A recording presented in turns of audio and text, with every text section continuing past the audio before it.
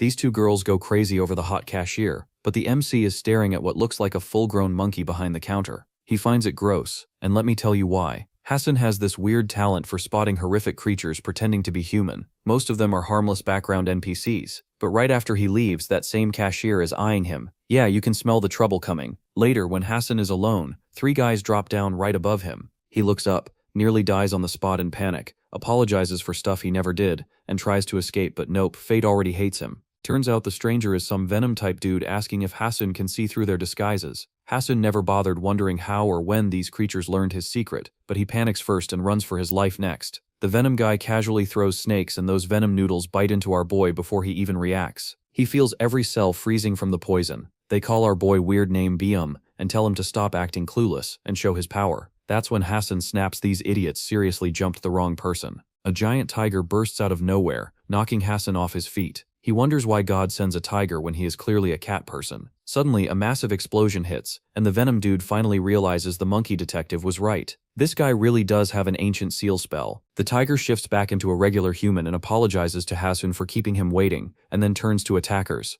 The lackeys think Biam's some newborn cub they can bully. Poor idiots don't realize this tiger plans to eat them for breakfast. He smacks one into the dirt like it's nothing. The second jumps in, only to get shut down by a leg slam and tossed aside like yesterday's trash. Then the venomous serpents slither in with their deadly bite. The serpent dude prays the venom freezes Biam in place. Turns out Biam casually crushes the snakes like stress balls. He drags the serpent guy in and claws straight through him. The dude splits into snakes and vanishes. Biam just clicks his tongue, annoyed the pest slipped away. Still, our hero ends up safe. Later, Bohm wakes Haseon up a little roughly, demanding food. Haseon, still recovering from Bohm's dramatic entrance, is more annoyed than grateful. Even after Bohm insists he's hungry, Haseon doubts this savior really deserves the title. Lost in thoughts about the snake bites, he just heads to the kitchen. While cooking breakfast, Haseon finally asks if Bohm is really the tiger from the Dangun myth. Bohm asks what Dangun is. Haseon calls him nasty to steal cat food, but Biam, a cat at heart, shrugs it off and tells the cat to back off. Haseon can't believe he's dealing with a legendary tiger and wonders about the snake freak. Biam ignores him, casually ripping Haseon's shirt open with a flick of air. He asks about Haseon's necklace, and after learning it's from his mom, pushes Haseon into a chair.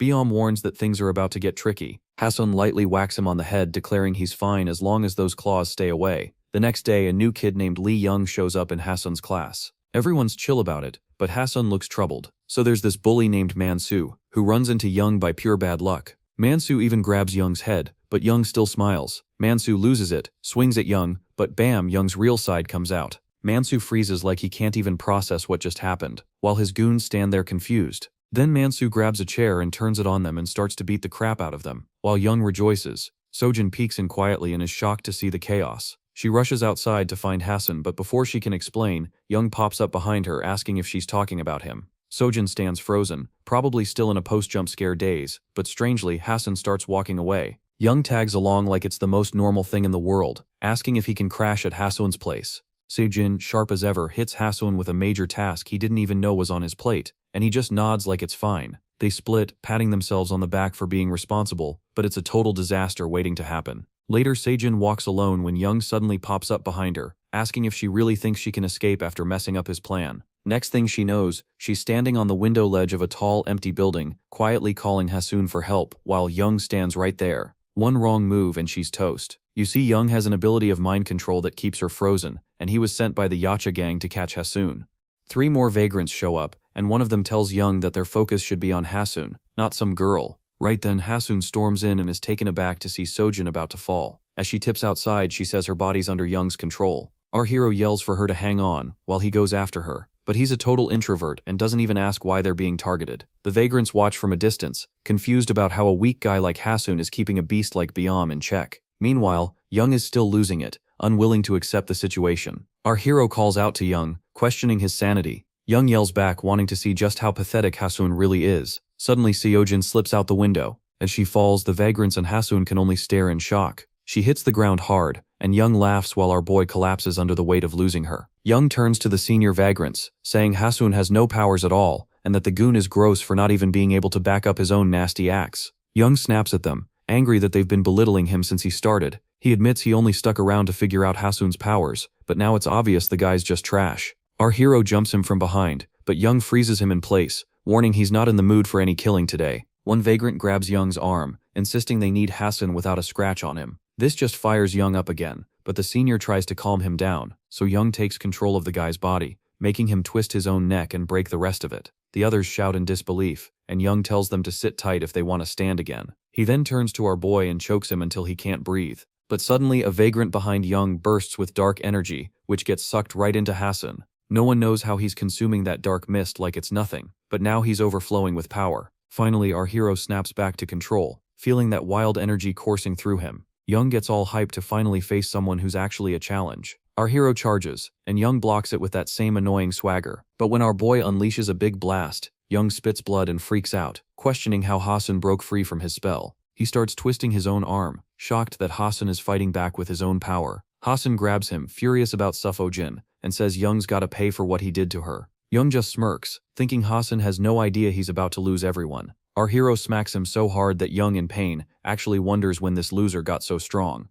Our hero leaps up, slams a punch, and the wall shatters, sending Young falling off the building, cursing as he goes. But then Young's body explodes with dark energy. Our hero reacts quickly, trying to get away as it tries to invade him, but it's too late. His body pulls it in and he collapses, knocked out. The vagrants finally see their chance to grab him, but then they feel something even worse. Bikemsum lands in front of them, and they freak out. Before they can escape, Bikemsum blocks their path. Seeing Haseon knocked out, he tenses up, grabs one of the goons, and demands to know who they are. The guy clams up, so Bium chokeslams him without hesitation. The remaining vagrant panics and spills that they're hitmen for the vagrants. Bium presses him for who hired them, squeezing his throat, and the guy quickly cracks, revealing they were sent by the Yacha gang. The scene shifts to the Yacha gang, where the DJ is pumping up the crowd. Over in one corner, a clean-cut guy tells a bossy woman that some DJ named Miho is suddenly taking the club by storm. She brushes him off and walks away with her crew. Little does she know she's actually Dokshini, the one in charge of the Yacha gang. She slides into a meeting that looks like total chaos. It turns out the neat guy was right. Miho's a vagrant too, and he's got his fox ears perked up trying to listen in. Inside, the gang is hatching plans to catch Haseon. Dokshini thinks they don't have to worry about Bing waking up, claiming her thugs handled it. It's kind of hilarious that she has no idea they're all dead, and even the other gangsters remind her that Bing is the strongest vagrant out there. She poses dramatically while pouring herself a drink, brushing it off as just wishful thinking. Just then the door slams open and a guard drags in Miho. He explains who he caught while Miho is sweating bullets, saying he was just trying to find the bathroom. Shiny notices that Miho isn't scared at all, which makes her tense up. She jumps at him, yanks him, and slams him against the wall. Miho actually asks if that's all it takes to leave a tiny scar and starts making fun of her muscles. She kicks him hard, but even while taking the hit, Miho keeps teasing her until she's about to lose it. Her crew rushes after him, and this wild fox doesn't hesitate to smash through a window and leap off the building. He lands perfectly fine and thinks he's escaped, but not for long. The boss lady dives at him from behind with her sharp claws. The way she moves is slick, almost human, but Miho's crazy defense keeps her from even touching him. Now it's Miho's turn. He powers up and shoots flames at Shine, but she just stands there pretending to be burned, which throws him off completely. From the fire, she figures out who he really is. Meanwhile, a black van is waiting, packed with a different team getting ready. The female leader, Yusio, tells her crew to chill. They'll make their move when the time's right. Cut to Seojin's lovely nightmare reel, and our hero jolts awake sweating buckets. Bium is parked beside him, telling him to chill a bit longer. Our guy asks what happened to those attacking vagrants, but Bium just stays annoyingly silent. Our boy says he's been seeing weird stuff since he was a kid, and his mom told him not to panic because those things were their friends. Bium asks about his mom, but our guy keeps thinking about those creepy vagrant faces, and the 3 new clowns who clearly weren't friendly. He snaps and asks why these guys are after him now. Bium dodges it and asks again where his mom is. Our boy finally says she passed away. Bium pulls out his necklace and asks if she said anything when she gave it. Our guy says she told him it would protect him and never come off. Then Bium says he needs to meet her, leaving our boy fully confused. Back at Yacha Club, Shinny is teasing Miho, calling him a cute spy, and joking about not wanting to mess up his face. He retorts with a quick babe, which totally catches her off guard. Taking advantage of the crowd around, he jumps high and scales a tall building. Shinny's annoyed by Miho's powers, but she's no slouch either, and follows him up, just as she's about to reach the top.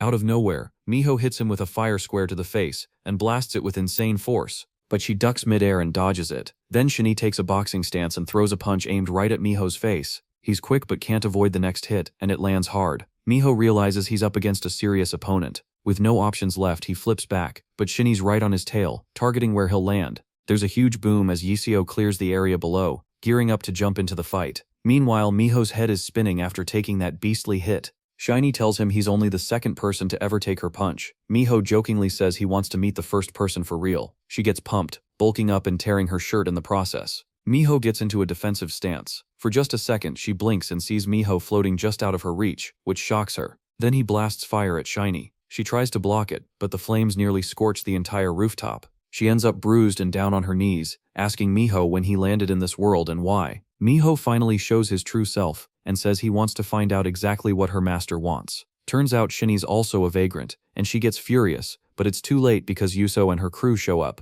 telling them to surrender. But instead, Shinny and Miho are just arguing about who brought in the third party. She winds up the banter by teasing him that next time he won't be able to take her hit and jumps off the building, acting like Yiseo is just boring homework. She lands effortlessly, leaving Yiseo stunned at how she can pull that off. Miho pops up right beside her, asking if she wants to know the truth. Yiseo freaks out and her crew aims their guns at him. Miho tells them to chill, saying he's ready to be caught. Miho plops down before the camera and claims he's a 50-year-old man. Yiseo takes a look at his face and tells him to quit lying. Miho spots the camera and instantly throws a cute pose, but Yiseo snaps back asking why he picked a fight with Jung. He shoots it right back at her, asking if she's sure she wants the real story. She pushes harder, pointing out that normal people don't blast flames or hop onto rooftops. He asks again if she seriously wants to know. They ping-pong questions until she finally asks why he gave up so fast, and if he's cooking up some deal. Our boy admits she's sharp for a field leader. She asks what he is. He raises his hand and asks if she truly wants the truth. The lights cut out and Miho reveals he is a nine-tailed fox as fire erupts behind him. He snaps the handcuffs like cheap toys and says you humans aren't the only tenants on this planet. Yiseo instantly aims his gun at him, clearly sensing the walking hazard in front of him. The scene shifts to the slums, where a man begs 3 thugs near some garbage to be civil. They don't care and say he can move, but only if he stays quiet. He gets beaten badly, and they demand their money. Suddenly, someone steps onto the wall behind them. One thug tells him to leave quietly. The newcomer grabs a baseball bat, and they laugh. Strange energy starts radiating from him. They mock him, asking if he really plans to swing it. He finally speaks, asking if they're scared. A close-up reveals he has only one eye, and the other side of his face has a strange bulging nerve-like growth. The goon keeps running his mouth until a baseball bat shuts him up and blasts him across the field like an actual ball, dropping him 50 meters away. He then tells the rest that if they want to stay alive, they should vanish fast. Cut to Miho's interrogation. Yiseo still thinks Miho is lying. Miho explains that every god in old myths was just a vagrant who slipped into this dimension. She asks if that means they're aliens from somewhere else. He says yes, adding that the god of war was a vagrant of power, greed, and bold guts, and the goddess of love was a vagrant of endless beauty. They come from different ages and places, but they've been living around humans forever. She accepts it, and says she'll just remind him of something he already knows. They are the intel team watching the Yacha gang. She suspects the leader Jung-yoon of having strange powers. Miho says she's a vagrant too. She asks what powers she has. He tells her that if she had been shot earlier she likely would have grabbed the bullet, and he would never be dumb enough to try that himself. As he says this, he snaps his cuffs apart again, making them lift their guns. He then corrects her. Her name isn't Jung-yoon. Her real name is Duok Shini. Cut to Shini stepping into a quiet room. She bows to someone who mentions hearing about the mess at the club. She says it's nothing worth stressing over. Honestly, the author made this guy way too good-looking for his role. He asks Shiny why she looks so exhausted, and she fires back asking if he really wants to know who made her look that way. The guy brushes it off, saying it doesn't matter. Whoever did that just wanted the government to step in, and they totally succeeded. When Shiny tenses up, he assures her he's not scared of pathetic humans, and warns her about who will take over if she goes around killing people without thinking. He mentions a name and tells her to track the guy down. This dude is a strong vagrant, and Shiny's job is to use him to bring in Haseon. As she leaves, someone named Imugi, lurking in the shadows, comments on Shiny's loyalty, calling her his strength. Imugi's pretty hyped to see just how strong she really is and alludes to some secret stuff Shiny is working on that she'll get recognized for later. Switching scenes, we see the goon basher where more thugs are gathering, cursing at him. He just lights up a smoke before getting ready to take them on. He asks if they're really there to see him smoke or to fight. Then he goes off, attacking with crazy speed and knocking one guy's face. He even nails a sliding blow that takes out all the goons right in the face. This dude fights like it's personal. One goon tries a sneak attack with a sword, but it shatters into pieces, leaving him stunned. The vagrant turns and slaps his elbow into the dude's face, not even bothering to finish him off, but the guy still dares to call him a monster. The vagrant pulls out a baseball bat and swings for the fences, imagining the goon's face as the ball. While he's chilling on top of the beat-up goons, Shiny rolls up with her crew. The goon basher figures out she's also a vagrant, and dares him to come any closer. Shiny cuts to the chase, and offers him a deal he can't ignore. Fast forward 2 days, and our hero is on the move, processing all the heavy stuff Biom just laid on him. BM spilled that 5,000 years ago he was sealed inside the necklace that Haseon's mom gave him. He was just stuck in darkness for an eternity, neither asleep nor awake. Now he wants to piece together what happened during all that time and why the necklace ended up with Haseon. Without it, he can hardly get by. Back to the present, BM is super chill, and our hero asks about that random burst of power he had when he fought Young. He tries to tap into it again, but nothing happens. While munching on some chips, BM says he's definitely human, just a bit off, and it's all because that necklace somehow ended up in his family. When our hero wonders if he might be a vagrant too, BM shoots that down immediately, saying there's no way. Even if he were, he'd just be the weakest one around, and to prove it, he struggles to open a bag of chips. BM mentions that vagrants can sense each other and know when one's nearby. Just as he says that, he stands up and looks behind him. The train's rolling along quietly, and a dark figure steps into their section. BM's eyes light up, signaling caution, but it's that same goon-bashing guy who still doesn't care at all. He seems way too relaxed even though Balam is giving him a death stare, so Balam realizes he can't take this guy on with Haseon in the way. BM grabs our boy and bolts. He pauses when he feels something moving behind him. The vagrant has already jumped up, swinging at him. By the time he swings hard, BM's nowhere in sight. BM and the vagrant lock eyes, and he asks if the dude is just another hitman for the Yacha gang. He lunges at the vagrant with a punch, but the guy dodges. BM quickly follows up with a kick to his face, sending him crashing through the door. BM's riding a rush of power while the battered vagrant wonders why he's never seen BM before. BM shrugs it off, saying it's just because he's new around here. The vagrant grabs a baseball bat and tells BM to shut up, then hurls it at him with insane speed. BM steps up to block it. Using the moment, the vagrant connects with BM's shoulder, and a crack echoes as they collide. He's not finished though. He kicks at BM's face. Suddenly they're outside the train. BM demands to know why this freak is going after some innocent kid. The vagrant smirks and says that the innocent boy is actually his target, which really ticks BM off. The scene shifts to a luxury resort where a woman is chilling in the sun. One of her guys, Fred, asks if the vagrant she hired is any good. She asks if he knows any fairy tales, and he says he remembers too. She goes on to explain that the vagrant is just like those super violent, destructive characters from his stories. Turns out her name is Shinny, and the vagrant's name is Dakabe. Cut to Doc swinging his baseball bat like he's got a serious grudge against BM. BM's having a tough time keeping up with the explosive attacks. Things get really heated as these two powerhouses throw down non-stop. BM starts to feel like Doc is really pushing him. Deciding it's time to end this, BM goes all out, his aura flaring and his nails turning monstrous. Doc can't believe what just happened. It's already too late. BM goes for him with this crazy move, the Pale Mist Claw, and cracks Doc's special bat. Doc quickly tries to defend himself. BM charges at him like a blur while Doc swings his bat, but he's already too late. Doc gets a shock and tries to swing again, but totally misses. Suddenly, BM is right behind him, gathering this wild energy in his arm. Doc totally lost track of him. He turns around just in time to see BM's second attack coming in hot. The new move, the Inferno Claw, tears through Doc, leaving a bloody, fiery trail. Doc coughs up blood and goes crashing onto the train tracks. BM's face goes beet red, and he shuts his eyes thinking he's some kind of action hero. But then the real hero shouts a warning, just as BM gets hit by a train, slamming him against the front window and making him realize how many aura points he just lost in front of Haseon. Now Haseon's all alone, and to make things worse, Doc is starting to wake up. Our hero is sweating like crazy when Doc shows up right in front of him, casually telling him to come along quietly. Doc notices that Haseon looks super scared, and he remembers getting Haseon's details and being told to bring him in.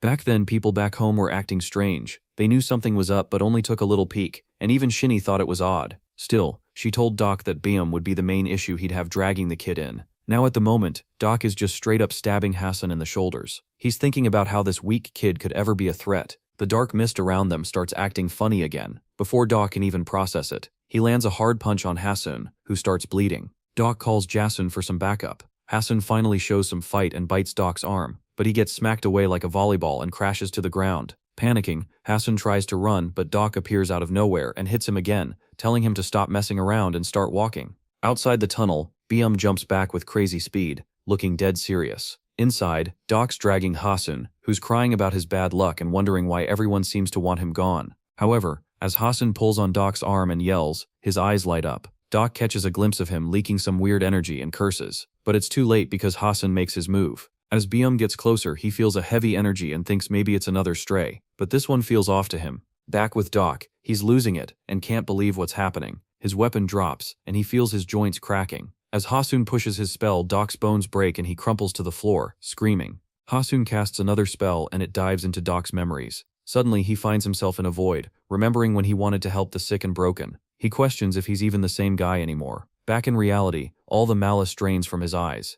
A train almost hits him, but he barely jumps out of the way. Now there's a bigger monster staring him down, and Doke knows he's done for. As the train rolls past, Doke spots Byeom's body glowing with a fierce energy. Byeom's furious at Doke for even touching Haseon, totally unaware of how much Haseon has already messed him up. The scene shifts outside the lab, where Imugi brings Shinny along, and they run into that weird guy from earlier. Imugi can tell right off the bat that the experiment worked, and the guy outright admits it. Turns out he's Haseon too, a famous doctor that Shinny never thought she'd actually meet. He breaks down the whole process pretty simply. They took Haseon's DNA, tossed it into a test kit, and just waited to see how the body reacted. Imugi asks how the results turned out, and the doc says they were insane. Better strength, stamina, reflexes, and healing. Imugi jokes about feeling jealous, but the doc quickly points out the downside. Those boosts don't last long, and the kid goes back to normal in a day. To get the full benefits from what the body produces, they'll need the real deal. Imugi catches on right away. They need to bring Haseon here. He asks how the test subject is doing, and the doc mentions that the failed implant left the kid in pretty rough shape.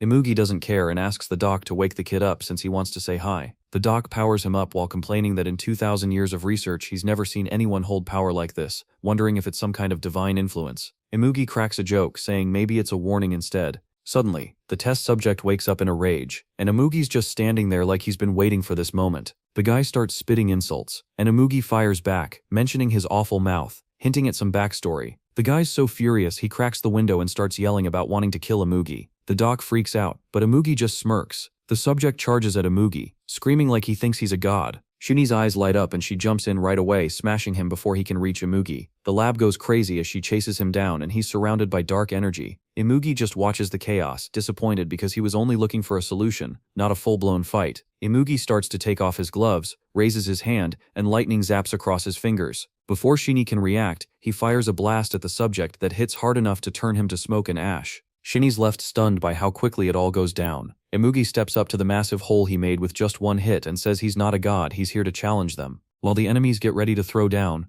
Byeom is on a ship battling with seagulls trying to steal his shrimp chips, swatting them away with his claws while our boy is still out cold. He remembers when Byeom asked why he stopped him from going after Duck, and our boy said it was because Duck already has a place where he's needed. The scene shifts to those same slums where Duck is stumbling through the streets, drenched in blood. People rush to him as he finally collapses, and it's obvious they're the ones he's been fighting for all this time. Back at the lab, Shiny gets a call and tells Imugi that Doc messed up trying to grab Haseon. She decides to handle it herself, but Imugi jumps in and says he'll go instead. She's a bit shocked, but he gives her a sly grin, saying he hasn't felt this excited in ages and that his heart is racing. Meanwhile, our hero's ship lands on a totally deserted island. He explains it's Baikwa Island, where he lived until he was 7, even though he can't really recall anything about the place. Beam urges him to take the lead, but our boy snaps back, telling Beam to follow him since it's his island. As they explore deeper, he realizes everything has changed. Even his memories don't match what's around, and he starts to wonder if something went down here. He remembers racing through those paths with friends and hearing his mom calling him back home. But when he sees their old house in ruins, he's shocked. Beam quickly points out that it wasn't just a regular fire, and looks like a vagrant's doing. Out of nowhere, the nymph of Baikwa appears, watching them. Curious, Beam asks Haseon about his mom. Haseon says she was a respected shaman. After she passed, people started whispering she had revealed too much about nature. Beam asks how she died, but Haseon can't remember, no matter how hard he tries. Then all of a sudden he gets a flash. Imugi is throwing lightning at his mom's house. He wonders if that memory is legit, and if Imugi's somehow involved. Beam tells him to chill and calls out to whoever's lurking around. A sneaky dude pops up, looking smug, muttering about how these explorers seem to have some powers. Beam tells him to stop being creepy. The guy vanishes, then reappears further away, accusing Beam of stealing minerals from the island. Beam calmly questions why he's talking with his back turned. The vagrant replies that the back defines a person. That line hits Haseon hard, triggering a memory of someone grabbing his back. Beam asks the old man who he really is. The vagrant teases him, quickly jumping behind them before taking a fighting stance, ready to show them what he's got. Beam cracks his knuckles, saying he might look young, but he's the only elder in the room. He charges first, calling himself the Korean god of the brawl. The vagrant gets ready,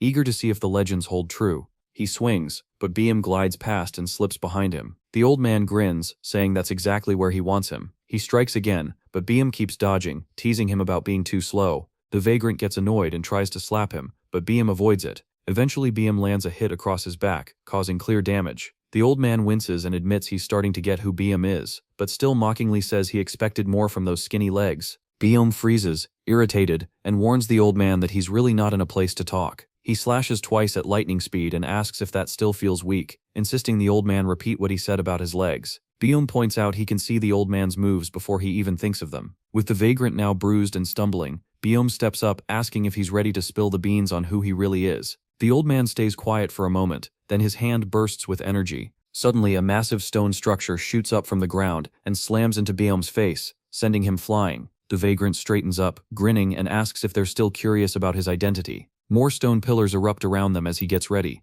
The old vagrant lifts his head and announces that the real fight starts now. Byum adjusts his jaw after taking a solid hit and gets annoyed when he spots the old vagrant showing off his muscles. He quietly goes after the guy, unaware that the old vagrant has set up another sneak attack. Suddenly the ground starts to split open, and out pop these wild, messed-up Sigma-face structures. Byum quickly figures out that this guy is blocking him with those things. Then one of those structures slams into him right in the balls, so bad that his sperm production department officially quits on him, and he crumples over. The old man introduces himself as Jang Sung, and Byum is taken aback when he suddenly recognizes him as his old vagrant. Even Jang seems a bit thrown as he remembers Haseon. Byum asks if they know each other, and Jang finally connects the dots that Haseon is there. He squeezes Haseon's cheeks, saying he missed him so much. Jang takes Byum through a strange passage and says someone's waiting for him. Inside, Byum finds a picture of his mom that hits him hard, but Jang keeps it chilled and leads them to his place. Byum asks why he started a fight without properly introducing himself. Jang shoots him a harsh look, still feeling the pain from those claw marks.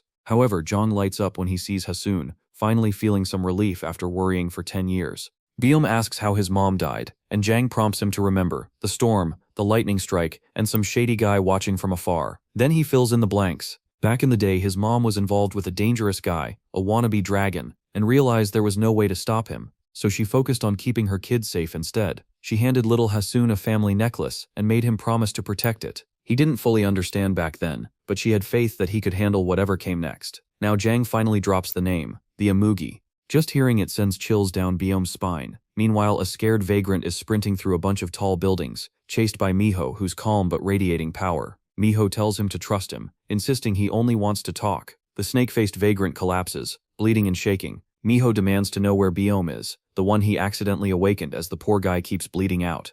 Miho is chatting with Yuseo, the intel girl, about this old legend where the Bear Clan and Tiger Clan were duking it out for control of the land. She reminisces about the founding myth, adding that while it's all a bit exaggerated, people tend to overlook who really led that epic showdown. Miho reveals that Byum is the god of the brawl, and the leader of the Tiger Clan. When Yuseo asks if the Bear Clan came out on top, Miho confirms they did, but Byum mysteriously disappears right before the final round, giving the bears a major advantage and letting them wrap things up quickly. Yuseo wonders if they're currently hunting Byum, and Miho says yes, explaining that the Yacha gang broke his seal and wants to use him. They need to take action because even if the gang manages to bring Byum over to their side, they might end up needing to take him out. Meanwhile, Byum looks like he could take on anyone, facing off against a giant bear. He throws his classic claw slash, and when the bear gives up, he strikes a victory pose. But he's still not convinced this bear is the top vagrant. Then Jang douses him with water, trying to give him some waterfall vibes. Jang thinks there's real power in Byum, but it's buried under a lot of rust. Byum agrees he's noticed that too, and that's how their training kicks off.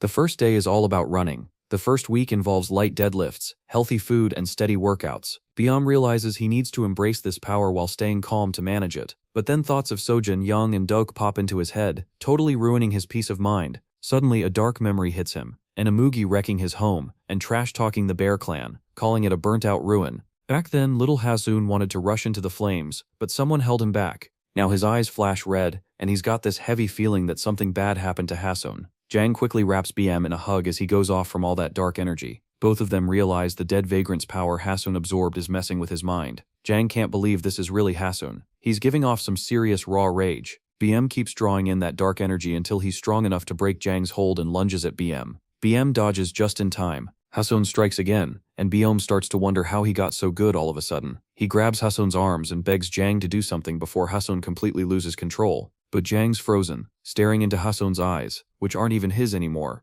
They've got to snap Haseon out of this dark energy's grip, or he'll get lost forever. Byum puts in all his effort to push Haseon away, and Jang jumps in to help, turning it into a tag team situation. He tells Byum he might have heard the old tale about some Arcanum passed to the nymph of the Bear Clan. Byum spins around and gives Jang a solid smack. He's shocked that Haseon can not only handle the dead vagrant's power but actually use it. That means he's the living cub of the Bear Clan. Haseon lunges at Byum, grabbing his throat. Byum fights back, clawing at Haseon's throat, and it turns into a neck-and-neck struggle, like a pro wrestling match. Jang yells at Baeom, asking how he can let anything take control. Deep in his mind, he's having a conversation with his mother, asking who killed her. She tells him that some things can't be controlled, and knows he's facing a lot of cruelty. Even if he feels she's far away, she's always watching, and it hits him hard. Finally, he blasts out the dark energy, and everything snaps back to normal. Baeom stares wide-eyed at Haseon and says he's carrying 5,000 years of raw power. At night, while everyone's taking it easy at Jung's place, a girl sneaks in quietly. Her plan goes off without a hitch, and she lunges at Balum with her sharp claws.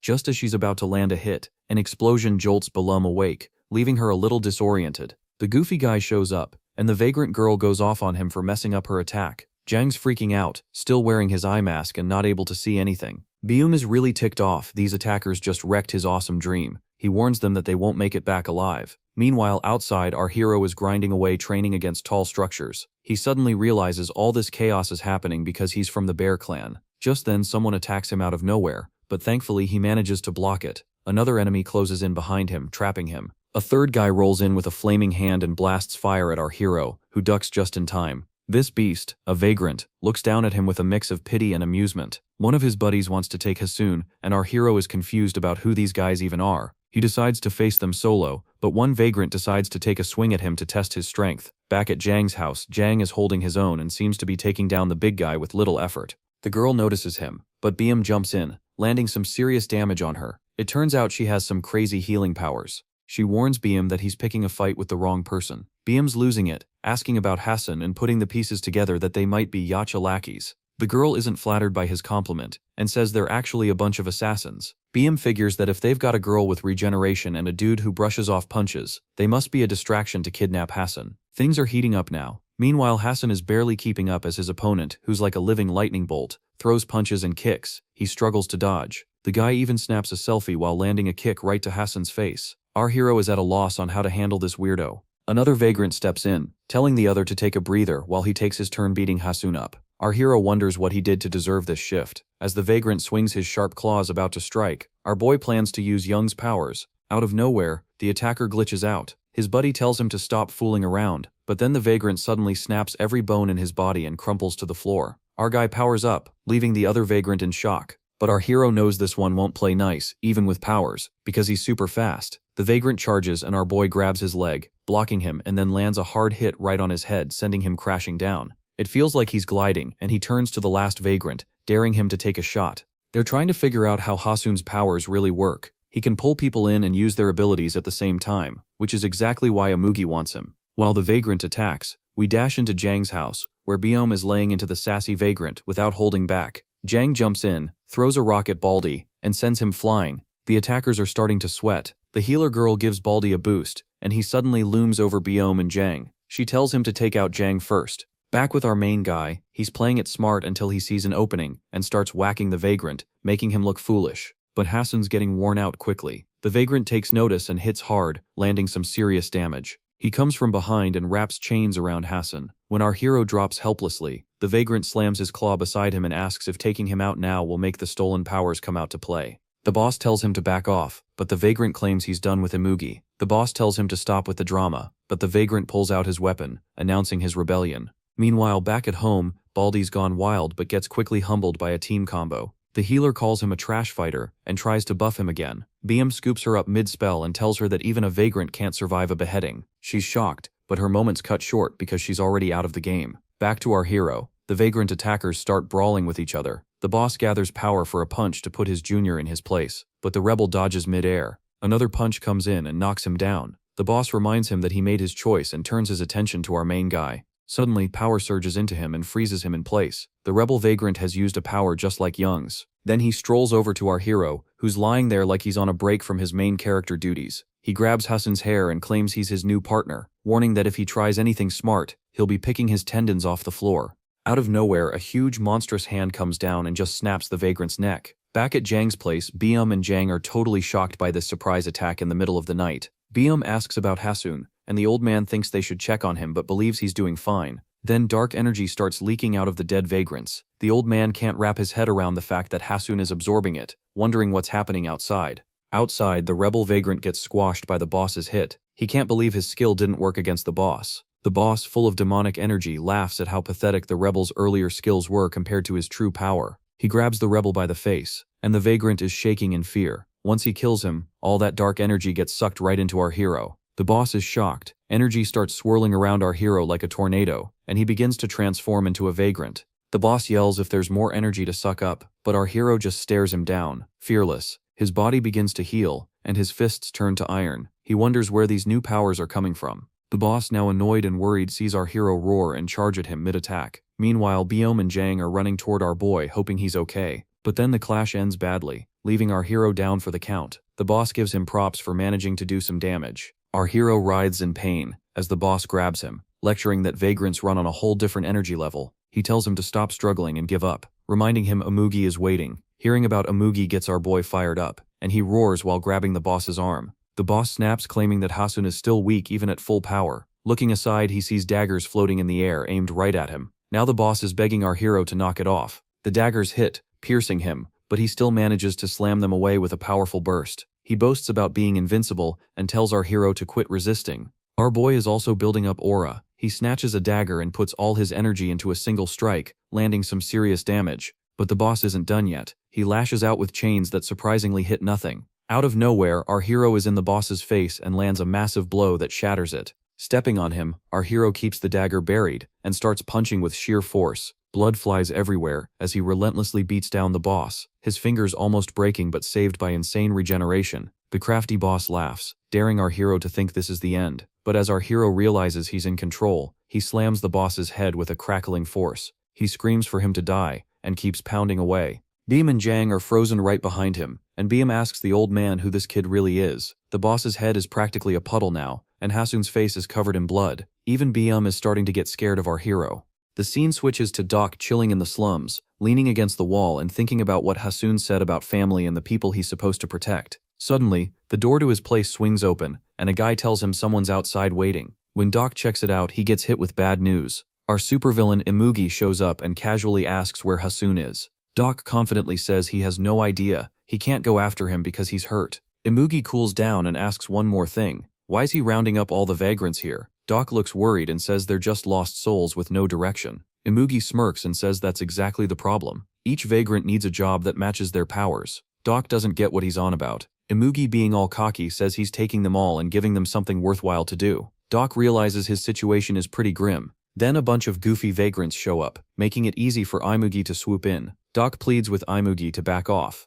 Imugi reassures him that they won't hurt anyone, just take them to a lab for some special treatment. Blowing up, Doc calls Imugi a bastard and charges at him. Shuni sees this and gets ready to back Doc up, but Imugi holds her off, saying Doc will be his warm-up. Doc throws a powerful hit, but Imugi dodges it effortlessly. He even tells Doc that Haseon's off on a southern island where her mom is buried. Doc realizes Imugi's just messing with him. Imugi, acting all cocky, doubts Doc's strength, saying he's overestimating him. After blocking a blow, he adds that Doc won't catch Biome with that kind of weak sauce. Imugi then supercharges Doc's weapon, giving him a shock of electricity. Doc's crew flips out and breaks free to save him. Imugi pulls off his gloves, and Doc knows things are about to get real ugly, so he yells at his crew to stop. Unfortunately, the innocent vagrants get zapped right away, and Imugi seems pleased as they're burned to ash. Doc tears up with regret, feeling helpless as he watches. Imugi sarcastically expresses sorrow for his test subjects getting fired because of Doc's screw-up. But now Doc is filled with rage. He swears he won't lose his family again, and promises to make Imugi cry blood for what he's done.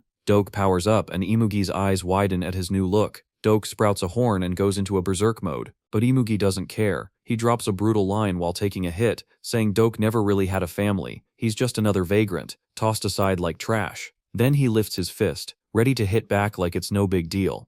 We flash back to Doc's past, where a bandit asks about their plan. Doc tells them to hang tight and casually suggests splitting the loot, acting like he's doing them a big favor. One guy can't believe he's actually giving away that precious grain, and they all start thanking him like he's some kind of hero. But the next thing they know, they're hanging from a tree, begging him to take everything if it means they can live. Later on, Doc's sitting at a table, feasting with them as if nothing ever happened. They call him Chief and want to know what's next after sharing a meal. Doc shrugs and says they'll just rob those filthy nobles again because they always have money. Fast forward a bit, and Doc's trying to take out Imugi, but he suddenly remembers he doesn't want anything anymore. Everyone knows who he is now, and with his crew, he's ripping off the bad guys and keeping it all for himself. We go back again, and it looks like a day full of tragedy. Their whole area is burning down. Enemies and every little villain who hates them rush in, weapons swinging everywhere. Doke is on fire and yells out Mokwa, that's his wife. He claims he'll carve a path for them, and tells everyone to follow, but then he sees his guy Mihoding begging for help. In desperation, Mihoding asks Doke what any of this means. He tells Doke to get out of there. Doke finds Mokwa, but she's hurt really badly. In a panic, he calls her name, and then he notices shells falling right towards them. He doesn't run, instead he jumps in front of her to shield her. The troops storm into the flames to make sure everyone burns, but Doc takes control and walks out swinging, not leaving a single person unscathed since they took everything from him. As he spots his fallen friends, his rage skyrockets, and he hurls the attackers back into the flames to wipe out any trace of them. But not everything is lost, his wife is still alive. He asks if she's hungry, and she says she's fine, just can't feel her legs. For a moment Doc freezes, and then reassures her he'll be her legs for life. Meanwhile, the enemy chief lurking behind all this chaos is still alive, grinning smugly at the burning scene. A lot of time passes, and winter rolls in. Doc keeps moving, hoping to finally find a place that feels like home. He watches planes zooming through the sky and realizes humans have gotten way stronger than any vagrant he ever met. Eventually, Mokwa tells him to take a break. Doc insists they need to find shelter before the snow gets them. Mokwa says her youth feels like a fading dream. She's aging fast, while Doc looks exactly the same. He reassures her she's still the same as when they first met. He wonders if he's turning into a ghost, and she says no way a ghost shares grain with starving folks. Only a deity does that. She tells him to keep living and looking after everyone, saying her life gets interesting just because she met him. Then suddenly Mokwa stops talking and moving. Doc realizes she's gone and breaks down. He promises to wake her up once they get going again, but that moment never comes. Now back in time, he swears he'll never lose his family again. Imugi shoots a blast of lightning straight into Doc's chest. Time pauses as they stare at each other, chaos swirling in their heads. Then Doc drops. Imugi tells Shinny that Doc might still be useful and she should take him. Shinny asks what to do about the village, and Imugi grins, telling her to just burn it. After it's done, Imugi stands among the ruins with a smile, watching it all go up in flames. On Baekwa Island, Miho shows up and confidently says that their target is definitely around. He catches some sounds and looks closer, realizing what he's actually seeing. A long-haired, muscular guy who moves with a crazy amount of power. Miho thinks that energy is unreal. He's staring at Jang, the Korean god of brawl, the top vagrant out there. Jang flashes his strength and Miho is convinced it's Beidbul. Jang takes out his earbuds saying he loves that part of the song. Behind him, the intel commander asks Miho if that hyped-up guy really is Biome. Miho responds that he's absolutely sure. Just then, the log underneath Jang shifts and reveals their hiding spot, asking who they think they are. Meanwhile, in Haseon's lab, something intense is happening. Doke is strapped into a vessel and hooked up to a drug. Haseon is excited, gushing about how great this is. It's been ages since she dealt with a specimen like this. Shiny starts realizing that Haseon has gone a bit off the deep end. Haseon mentions she needs to keep things under control because if the subject goes wild, it could spell disaster. Shiny tells her to reach out if things go sideways. Haseon appreciates that and shares how her team failed to capture Haseon. Shiny processes this and acknowledges that she just learned about it recently. Still, she warns her to be cautious since Imugi will take care of it himself. Haseon laughs, apologizing for her eagerness, and says she can't wait to try out a bunch of ideas once she gets her hands on that kid. Back on Baekwa Island, Miho tries to calm Jang down, insisting he's not an enemy. Jang fires back, saying they were spying just days ago, and now they're out in the open. Miho is confused, so Jang goes quiet for a second, then lunges at him. Miho dodges and smirks, impressed. Jang tells him to get ready for round 2. He strikes again, but Miho avoids every attempt. Jang thinks it's cool that the kid's pretty good, and jokes that he looks like a bunny rabbit. Miho insists they need to talk since things are way too risky. Jang brushes him off, claiming he doesn't chat with enemies. Then he uses his strength to knock over the log Miho's on. Jang gets mad and decides to pull down all the logs, shoving them with all his might while yelling for Miho to choke on them. Realizing he can't stop Jang, Miho bolts. Jang laughs, believing it's pointless to run. Miho notices he's starting to really tick Jang off and responds by attacking with fire. Jang is taken aback and shouts that the kid has fire, letting it hit his arms. Miho insists it's not the time for a brawl, and suddenly Jang gets blinded by the light and drops to his knees. Miho encircles him with flames and doesn't douse them. Jang opens his eyes, sees the fire below him, and starts jumping around. Miho asks if they can talk now. Biome hears the commotion and comes over, asking who Miho is. Jang tells Biome he's just arrived, and Miho's stunned to finally see the real Biome. Jang claims Miho tried to sneak an attack while he was zoned out. Miho is totally baffled by that. Biome shows his claws, asking if Miho wants to die, saying he could end things in one hit. Miho grins and brings up the Yacha gang. Right then, our hero drops a bombshell about them being the same crew that had Young kill her friend Seojin. Everyone freezes, shocked. Miho asks Haseon if he knows the Yacha clan is after him. Biome tells Miho to explain. Miho says as vagrants have been disappearing one by one, he's been wandering around trying to track them down. Plenty of his friends are missing, and there are others eyeing a power grab for this land. Behind it all are people hiding as chaebols or gang members, but they're all puppets of a vagrant with insane power, Imugi. Our hero goes still at hearing that old enemy's name.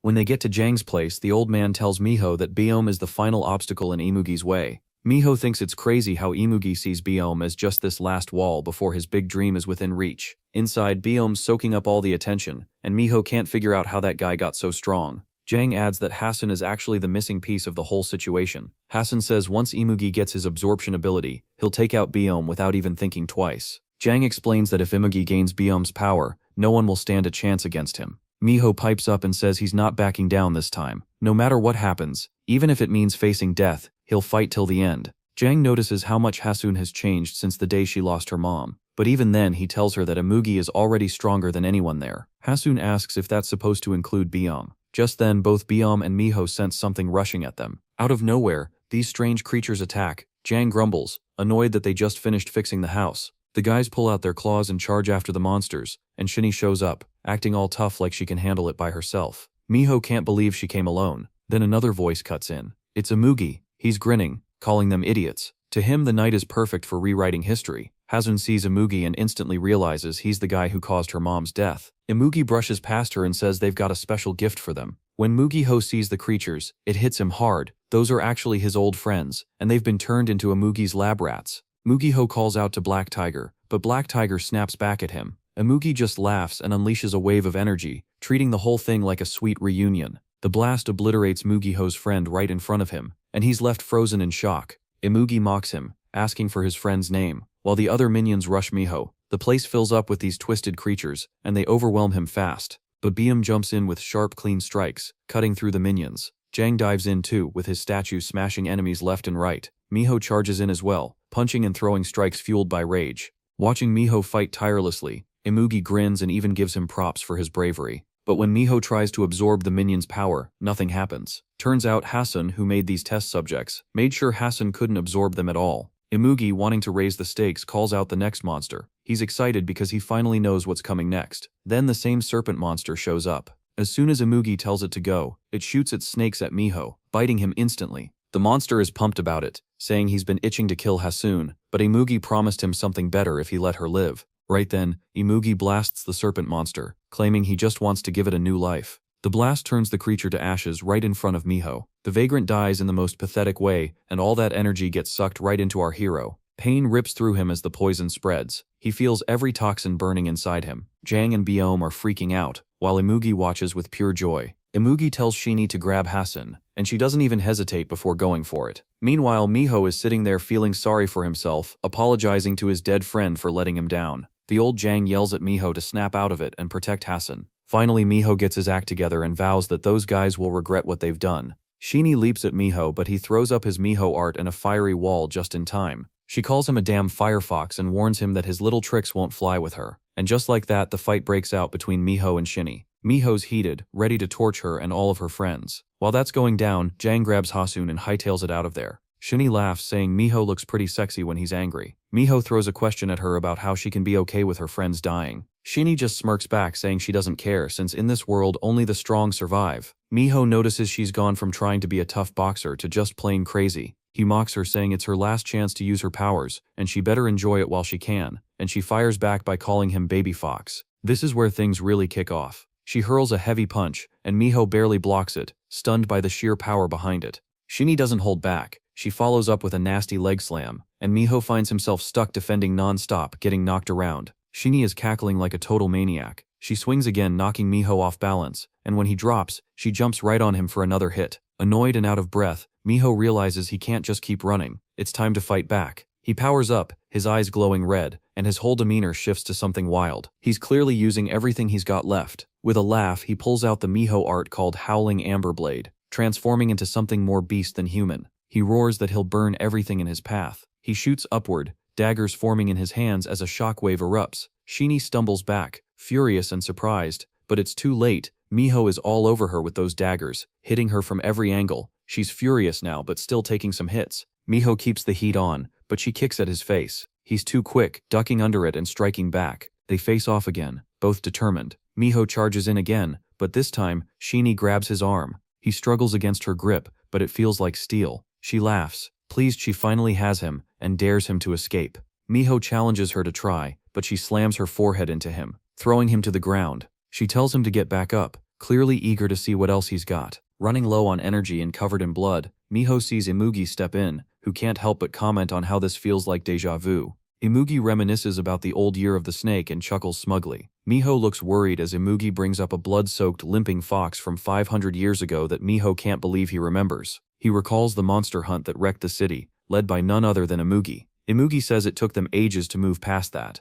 Miho asks what Imugi got out of it. Imugi explains that humans brought shame upon their kind, so the retaliation was deserved. Miho shoots back, calling that nonsense and pointing out how many friends were lost because of it. Imugi argues that living alongside humans is pointless if they outlive them by thousands of years. Furious and crackling with energy, Miho yells that if he can't kill Imugi tonight, nothing else matters. Using the art of Kamiho, he goes berserk and unleashes his ultimate move, Heavenly Fox Advent. His body lights up as he prepares to take down Imugi. Sheni tries to step in but is thrown aside. Facing the ramped-up Miho, Imugi stays cool, calling it lovely. The two get ready to battle as the monster hunt kicks off for real. Miho yells that he's gonna get revenge for his friends, even if it means he has to go down today. Imugi starts cracking up, saying he hasn't seen such a big display of loyalty in ages. Miho tries to make a move, but nothing happens. Imugi tells him it's over, he controls the wind and rain, and there's no way Miho can beat him with fire. Then Shini jumps in and takes Miho down with one hit. Imugi asks if Miho has any final words.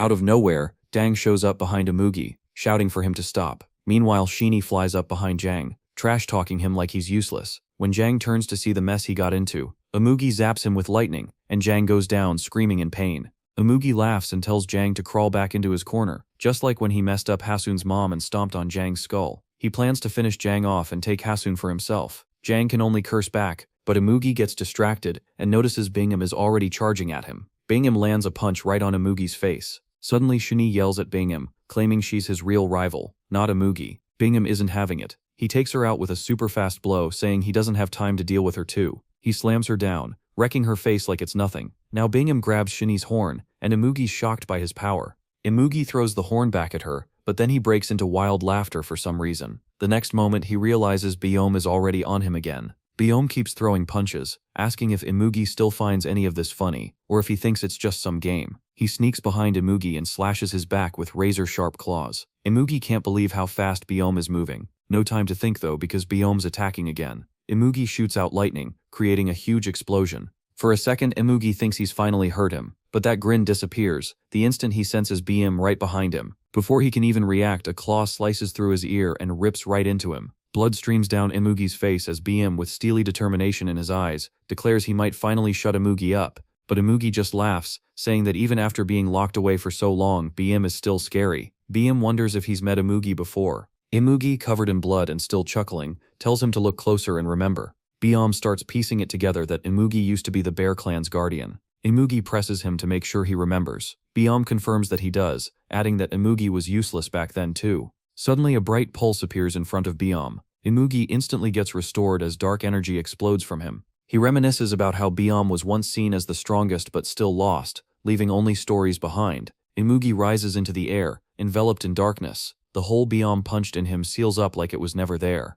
Massive tentacles and serpents burst out from Imugi's transformed body, and he laughs down at Biome. Imugi talks about how Biome slept for 5,000 years and crushed anyone who dared to get in his way. Biome just smirks, calling it a cute trick. That sets Imugi off, and he releases his devil serpents. Biome tries to tear them apart, but they wrap tightly around his arms. Imugi mocks him, asking what he thinks he can do with just his claws. More monstrous serpents appear, and start tearing into Biome, biting his skin. Biome is annoyed, calling them worthless strings. Imugi taunts him, questioning if brute strength can really solve everything, especially now. He raises his hand, and even more monsters pop out of the ground. Now Biome actually looks worried. Imugi smirks, not realizing Biome has already handled the serpents, but Biome charges at him anyway. They clash, power against power. Just as they get close, Imugi unleashes another wave of serpents. Biome ducks into a defensive stance, but he still gets hit. He mutters that in a fight between a dragon and a tiger, the one who can't fly is bound to lose. Imugi lashes out with serpents and sweat drips down Biome's face. Imugi yells, questioning how Biome could ever be better than him.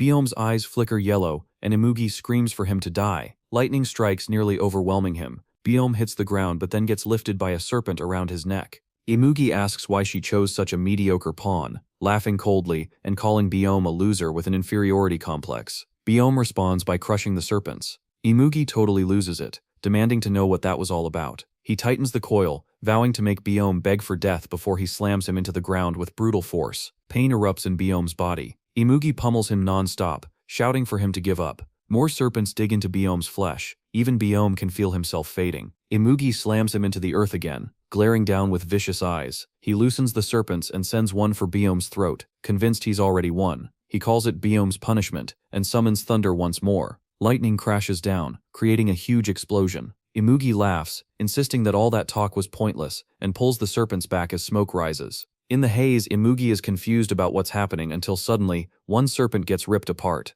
He snaps back to reality, demanding to know where Biome is. Then out of the smoke, Biome grabs Imugi's arm with a grip so tight he can't move. Biome stands right in front of him, eyes pitch black with a golden glow, and calls Imugi a slippery fish pretending to be a dragon. Imugi gets angry, but it's too late. Biome says he'll show him what a tiger can do. He strikes with incredible force, sending Imugi flying like a rag doll. Before Imugi even lands, Biome is right on him again, delivering a crushing blow that buries Imugi in the ground. He collapses like a puppet with its strings cut, blood dripping from his mouth, but he still laughs, claiming he's been fighting non-stop. Biome charges again, and Imugi remembers how Biome was sealed away for 5,000 years and still won't go down. He sees raw power in Biome's eyes as his strikes hit like a tiger's roar, freezing Imugi in place. Imugi's expression tightens, and a massive blast sends Biome flying backward. He strides through the dust cloud, but then something strange hits him, throwing him off balance. It feels like something is rushing through the air. He raises his guard. As the smoke clears, Imugi stands tall, motioning for Biome to come closer. His eyes are darker and deadlier than before. He opens a third eye, showing his final form. In a cold, threatening voice, he declares that Biome will die here. Biome realizes Imugi has transformed into an Acacian, a corrupted vagrant that's turned into a demon of destruction. The three-eyed Imugi stalks towards Biome, looking like he's ready to wreak havoc. Biome backpedals, grimacing at that new eye on Imugi's forehead. Old Jang instantly knows they're in serious trouble. He remembers what our boy's mom said. Mugi wanted to be a dragon but messed up and turned into an Action instead. When he asks what that means, she explains it's a bunch of corrupted forces, basically a mix of evil, and the only option left for someone lost in the abyss. Old Jang realizes she was right. He tells Bai to grab Haseon and bail, but Bai won't have it. Jang insists it's too risky to stay, but Baim is dead set on taking down Imugi tonight. In a split second, Baim appears right behind Imugi. The speed is insane. Just as Baim reaches out, a tentacle lashes out and grabs his arm before Imugi even registers it. The grip is fierce, and Baim feels the pain, confused about where all this pressure is coming from. Imugi lifts him off the ground, dragging him down with those tentacles. With a smirk, he fires pitch-black lightning straight at Biome. The whole gang shouts for Biome, but Imugi barely pays them any mind. He's already won. Suddenly, Biome is in the air above and behind Imugi. They clash hard, trading blows. Biome swings, but Imugi blocks him. Dark arms grab onto him mid-attack, fueling his anger. Imugi slams him back, but Biome breaks free and rips away the tentacles. In no time, they're trading strikes while spinning through the air. Old Jang sees Imugi has become pure evil, while Beast looks like he's about to drop. Just then Misho wakes up and can't believe it's really Imugi. The devil snakes clash with the trigger claws, and the fight feels intense. Biome tries to gain an edge by going higher in the air, while Imugi, calm and smirking, flicks his wrist, hurling dark energy and lightning down. Biome's crazy speed lets him dodge this time. Using his third eye energy, Imugi summons huge devil serpents that tear through the ground and swarm Biome. He fights back but gets overpowered, wrapping tightly around him and crushing him. Biome can feel every bone under pressure, but it's not enough to take him down. Imugi channels lightning into his arm and fires a lethal blast right at Biome, setting him on fire. Biome screams in pain, nearly buried and crushed. Haseon's eyes go wide as he calls for Biome.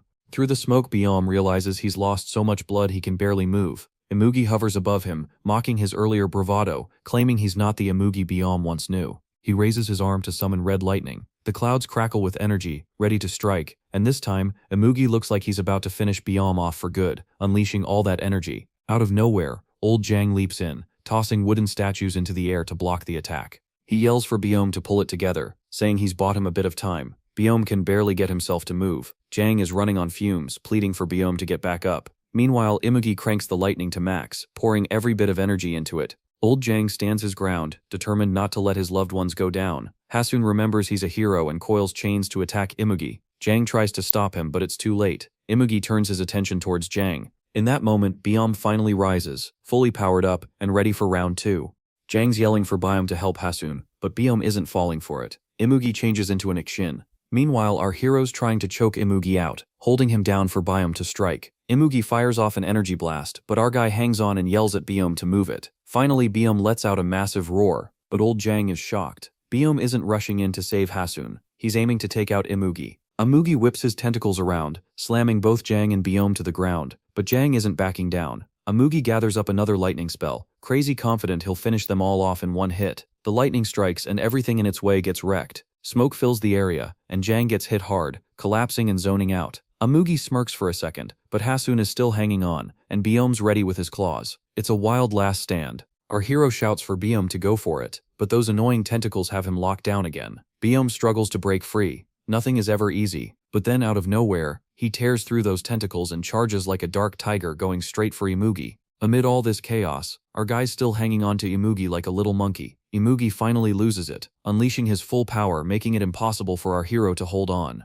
The energy wave flings him away, and as he falls, he just hopes Byum finishes Imugi off for good. Byum doesn't hesitate. He leaps in and slashes at Imugi. Imugi barely gets a defense up, but Byum pushes through and digs into him. Blood spills from Imugi's throat as he desperately tries to stop it. He's lost on how Byum suddenly powered up. He collapses with Byum looming over him like a nightmare. The tiger charges again, and Imugi is just trying to hold himself together. Feeling a death blow coming, he mutters that he didn't want to go out like this. In the final moment, Byum's about to smash him, but out of nowhere, Imugi explodes upward with one last surge. Smoke rises, and both beasts are still standing, but Imugi's stamina is shot, while Byum's still got plenty of power left to put him down for good. Suddenly Doc shows up with his bat, ready to smack Byum into next week. Byum's furious that Doc's suddenly on the Yacha gang's side, but Doke doesn't care. He just swings and knocks Byum out cold. Shiny grabs Imugi while Doke looks at our unconscious hero. He hesitates for a moment thinking, then scoops him up and carries him off. A little while later, Shiny bursts into the lab. All worried about Imugi, Haseon, acting casual, says Imugi just has some minor injuries, and a lord like him doesn't break that easily. Shiny, already irritated, snaps back asking if they really have to do the transplant right now. Can't they just wait until Imugi wakes up? Haseon reminds her that Imugi's lifelong dream is to take Haseon's power and be reborn as something totally unique. That just ticks Shiny off even more, and she yells that she's not against the transplant, just that they can wait until Imugi is conscious. Haseon hits back, saying she clearly doesn't trust him. He goes on about how Imugi shouldn't let something so minor bother him. Then he adds that if Imugi can't push through this, maybe his vessel was never meant to be. Finally, Shiny snaps and grabs Haseon by the neck. Haseon calmly warns her that the transplant's already underway, and if she hurts him, it'll affect Imugi too. He starts bragging about how he's creating the strongest superhuman ever, which leaves Shiny stunned. She demands he stop everything right now. Haseon's practically ecstatic, obsessed with the idea that he's making this powerful being right in front of her. Shiny desperately calls out to Imugi to wake up and stop the grafting, but he can't hear her. Though she wants to smash Haseon in the face, she knows it'll just make things worse. Haseon shouts that she doesn't understand anything. At that moment, Haseon finally snaps back to consciousness. He's confused about where he is and what kind of nightmare this is. Spotting Imugi, he immediately wants to break free and take him down. Shuni and Haseon see he's awake, and Haseon gets this crazy look in his eyes, like he just won the lottery. The machine speeds up, and Haseon, bewildered, demands they turn it off right now. He squeezes his eyes shut and suddenly everything goes silent. But when he opens them again, he finds himself in some strange room, hands tied up. Haseon is thrilled that Haseon is all alone. He admits he's always wanted to see Haseon in person. Our hero starts yelling, wanting to know who this creep is and what's going on. Haseon just laughs and tells him not to die yet, or he'll mess up the fun. Doc walks in, and Haseon realizes this is the same scumbag he knows, but Doc just walks past, ignoring him entirely as Haseon calls out. A sharp-featured man wears a confident grin, clearly amused by the situation, while another man behind him chuckles with a mocking smile, showing they feel completely in control. In front of them, a heavy-set blonde boy looks nervous and confused, sweating as he takes in his surroundings, while a short-haired girl beside him stays alert but tense. The blonde boy asks where they are and who these people are, clearly not understanding what's happening or why they're surrounded. Instead of answering, the men laugh at his question, one of them leaning forward mockingly as the group tightens around them, making it clear they have no intention of explaining anything. A frightened boy looks around in panic, his eyes wide as he demands to know where someone has gone, clearly realizing something is wrong. One of the men locks onto him with a cold stare, staying silent as he studies the boy's reaction, already sizing him up. Another man steps closer with a cruel smile, openly stating that they are going to enjoy dealing with him, making their intentions clear. Nearby, a muscular man watches calmly with folded focus, showing no urgency to stop what's about to happen as the tension fully settles in. The muscular man watches with mild curiosity, letting out a low reaction as he calmly observes the situation unfolding. Suddenly, his expression sharpens when he senses movement, his eyes narrowing as something unexpected catches his attention. One of the attackers lashes out in anger, striking violently while shouting in frustration, releasing his pent-up rage through brute force. The blow sends the victim crashing hard to the ground, the impact echoing through the room as the attack lands cleanly. The aggressive man smirks as he approaches, saying he is just as curious, while admitting he has been wanting an excuse to beat someone up. On the ground, the injured boy struggles to breathe and weakly asks what they are all doing there, clearly shaken by the attack. Looking down at him, one of the men mockingly welcomes him, treating the situation like an introduction rather than an assault.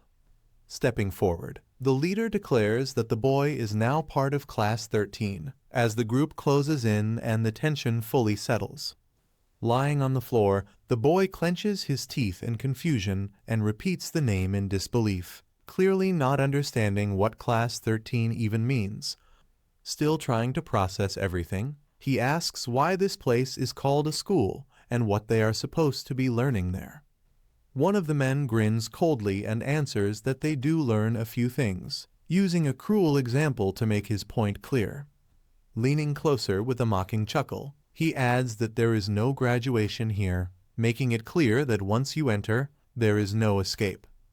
One of the men explains that someone named Huachuo is the one truly learning, while everyone else here is treated as nothing more than test subjects.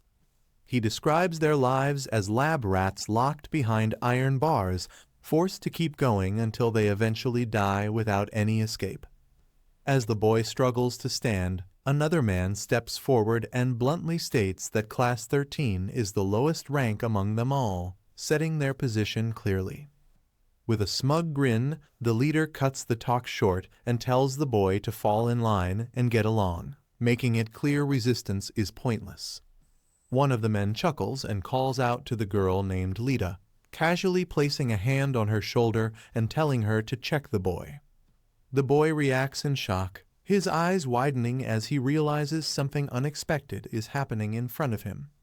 Lita's eyes suddenly glow with an unnatural blue light, releasing a strange surge that fills the space with pressure. The boy jolts and twitches in alarm, confused and unsettled as he wonders what she is doing to him.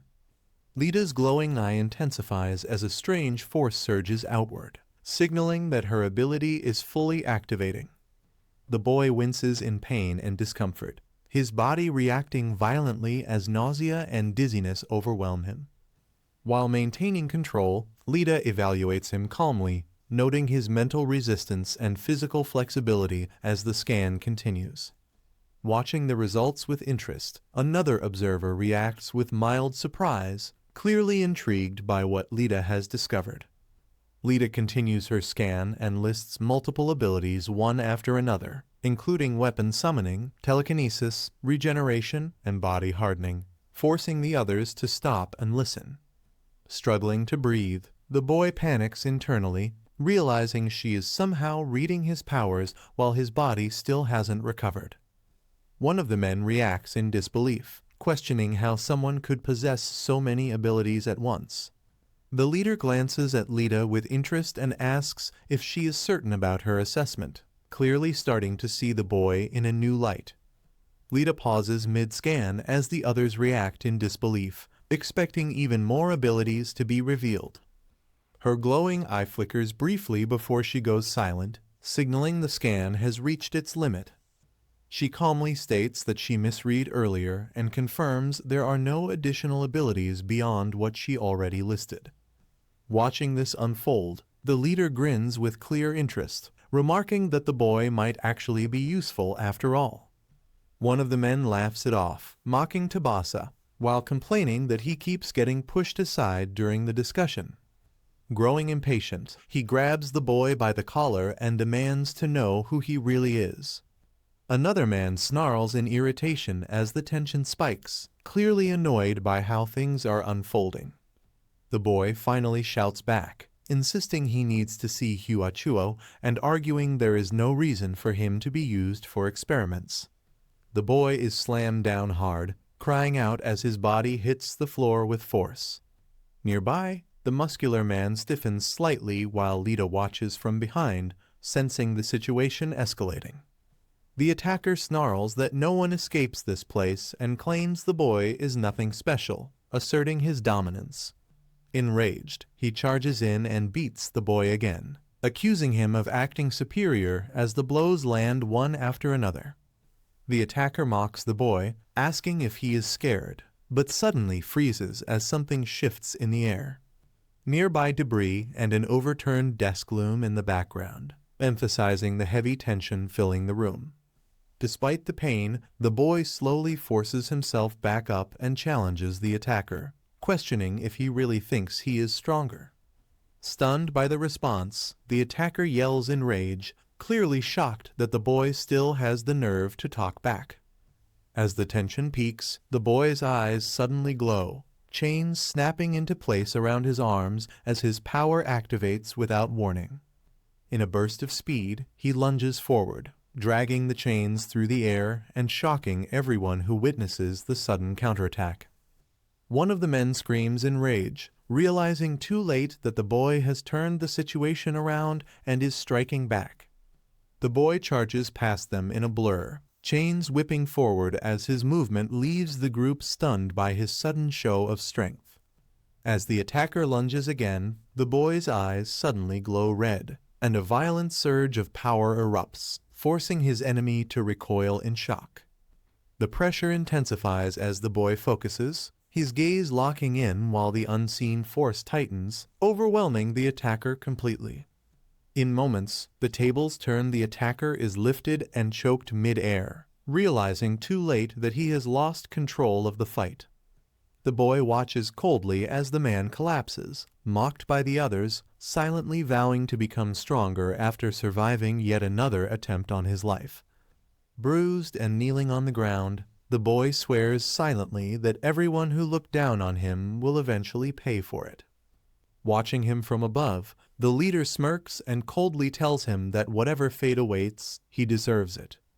Suddenly, a violent surge erupts as the boy's eyes glow red, his rage exploding while he screams Dampier's name and declares his intent to kill.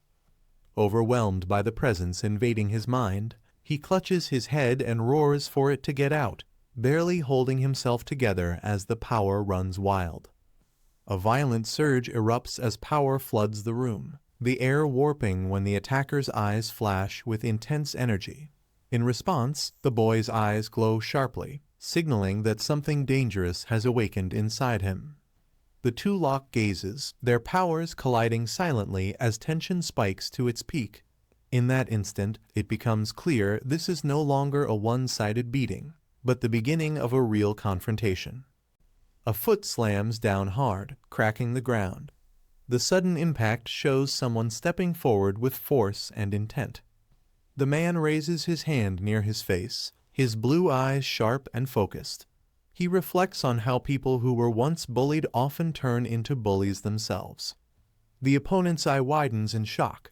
Sweat forms as he realizes something is wrong and danger is close. Dark blades rain down from above. One man screams as the attack crashes into him, while another figure stands below, watching the strike land. The man gasps in pain, his face tense and eyes wide. He curses under his breath as he struggles to react. An explosion erupts in front of him. Debris and shards fly as he shouts angrily, trying to assert himself despite being pushed back by the blast. Sharp blades cut through the air at high speed. Their movement is fast and precise, slicing forward without slowing down. The attack rushes past a group standing behind. Wind and pressure sweep through the area as the blades pass, leaving everyone frozen in shock. The group shouts a warning as they notice the attack coming. Fear spreads across their faces as they brace for impact. A muscular man blocks the incoming blades with his arm and weapon. Metal clashes loudly as sparks fly, and he smirks while holding his ground. A close-up shows another man's eyes narrowing. He stays silent, carefully judging the situation in front of him. One person collapses to the floor in pain.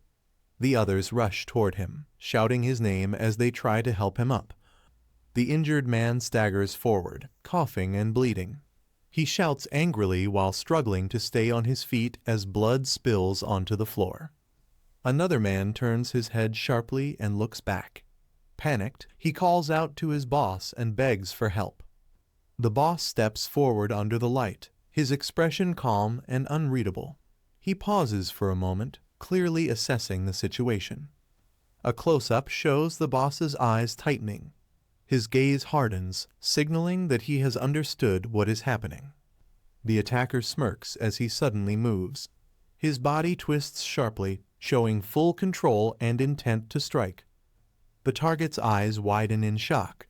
He tries to react, shouting for someone to stop it as the force rushes toward him. A violent impact slams him into the ground. The blow crashes down with explosive force, shaking the area. He lies broken and coughing, blood spilling from his mouth. His body trembles as he struggles to breathe, completely overwhelmed. The young man pants heavily, sweat running down his face. He looks shaken and struggles to steady his breathing. The injured man cries weakly, barely able to keep his eyes open. He begs his boss for help as his voice trembles. The boss walks closer, stopping in front of him. He looks down calmly while the injured man clings to his leg, sobbing and calling them family. A close-up shows the boss's cold expression. He listens without reacting, his face showing no sympathy as the pleas continue. The boss steps closer and looks down at the injured man. He repeats the word family with a calm, mocking tone while lifting his foot. His foot comes down hard on the man's face. Blood sprays as the impact crushes him into the floor. The body is kicked and thrown across the room. Loud impacts echo as bones crack and the figure slams into the ground. The onlookers freeze in terror. Their faces turn pale as they watch the brutal scene unfold, unable to move or speak. One man swallows nervously, sweat on his face. He senses something is wrong and stays completely still. Another man's eyes shake with fear. His face tightens as he realizes what the boss is about to do. The boss raises his hand and calmly confirms they are family. Dark red energy gathers around his arm as blood lifts and twists in the air. A floating mass of blood forms above his palm. It spins violently, dripping and pulsing as everyone nearby gasps in shock. The blood mass spins violently in the air above the boss. Red energy pulses as the liquid twists and sharpens under his control. The blood stretches into a thin stream. It begins to drip slowly, glowing as it moves downward. The stream pours straight into the injured man's open mouth. He lies on his back, unable to resist as the blood flows inside. His throat tightens as he swallows again and again. Blood spills around his lips while his body reacts in fear and pain. The young man freezes in shock. Goosebumps rise across his skin as he stares at the scene, unable to move. Someone speaks hesitantly, pointing out that the injured man was supposed to be a friend. The young man's eyes tremble as he hears this. The boss exhales slowly, blood staining his mouth. His breathing is steady, showing no regret or concern. He casually licks the blood from his fingers and asks who that person was. He dismisses the victim as nothing more than wasted space. The boss glances sideways, red energy drifting around him. His expression stays calm as he pauses before speaking. He tells the young man that he will now work for him. The young man shivers, sweat dripping as fear tightens his face. The young man asks what will happen if he refuses. The boss looks back with a cold, unreadable stare. The boss lets out a quiet laugh and casually waves his hand. The gesture makes the threat clear without needing words. The young man's face tightens as a sharp pain cuts across him. Blood spills immediately, and his eye shakes in panic. The boss speaks coldly, making it clear he never asked for an opinion. Blood moves on its own, slicing through the air at his command. Standing tall, the boss declares that he is giving an order. Red energy coils around his hand as the pressure in the room increases. The young man stares in horror as blood gushes uncontrollably from his wound. He realizes resistance is impossible, and that the command is absolute. One of the men steps forward confidently and tells the boss to leave it to him.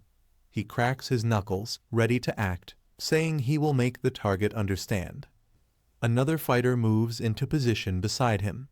Blood, mist, and pressure swirl lightly as both prepare to engage. The young man watches closely, clenching his teeth. He tries to understand the enemy's ability, but realizes he cannot read it at all. Someone shouts for him to give up already.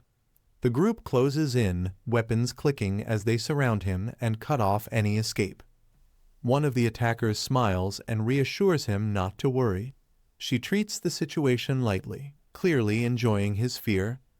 She suddenly lunges forward, calling it a welcome initiation. Her body twists midair as she attacks without hesitation. A sharp flash fills the scene. The young man's eye lights up as he reacts at the last moment, sensing the incoming strike. He bursts into motion, dodging to the side as debris scatters. The attack narrowly misses, leaving everyone stunned by his sudden speed. The young man scans the area in panic.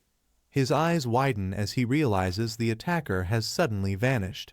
He gasps and stares around, sweat forming as he struggles to track her movement. Without warning, a presence appears behind him. A figure drops down from above with glowing eyes and a sharp grin. She leans in close and asks if he was looking for her. The young man flinches in shock as the danger closes in. A man smirks in satisfaction, clearly pleased with how things are unfolding as he watches the situation calmly. A tall, intimidating man steps forward with confidence and orders Tabasa to back off, asserting control while another figure stands behind him in support. One of the subordinates laughs and tells his boss to go easy, pointing out that it's rare to find someone entertaining enough to mess with. The boss chuckles and agrees, his glowing eyes showing amusement as he decides to enjoy the moment rather than end it quickly. Blood sprays across the scene as the injured man groans, realizing his wounds are worsening instead of stopping. The blood keeps gushing uncontrollably, splattering around him as his body struggles to stay upright. An opponent calmly raises a hand and taunts him, questioning how the pain feels while tightening control over the situation. Without giving him time to recover, the attacker charges forward, pressing the advantage as blood trails through the air. The injured man clutches himself as blood keeps pouring out, realizing he's losing too much strength and might pass out at this rate. His opponent tightens a fist and moves in without hesitation, clearly deciding to finish things before he can recover. In a blur of motion, the man is struck and sent flying through the air, blood scattering as his body is thrown aside. The attacker calmly acknowledges his resistance, praising him for putting up a decent fight while remaining completely in control. The attacker dashes forward with a twisted smile, launching another strike as blood splatters from the impact. Weapons crash against each other as he effortlessly deflects the attack, metal ringing while he stays completely relaxed. Getting close, he mocks his opponent, admitting it's been a long time since he's had this much fun in a fight. The injured man narrowly dodges the follow-up slash, barely escaping as the attack cuts through the air where he stood.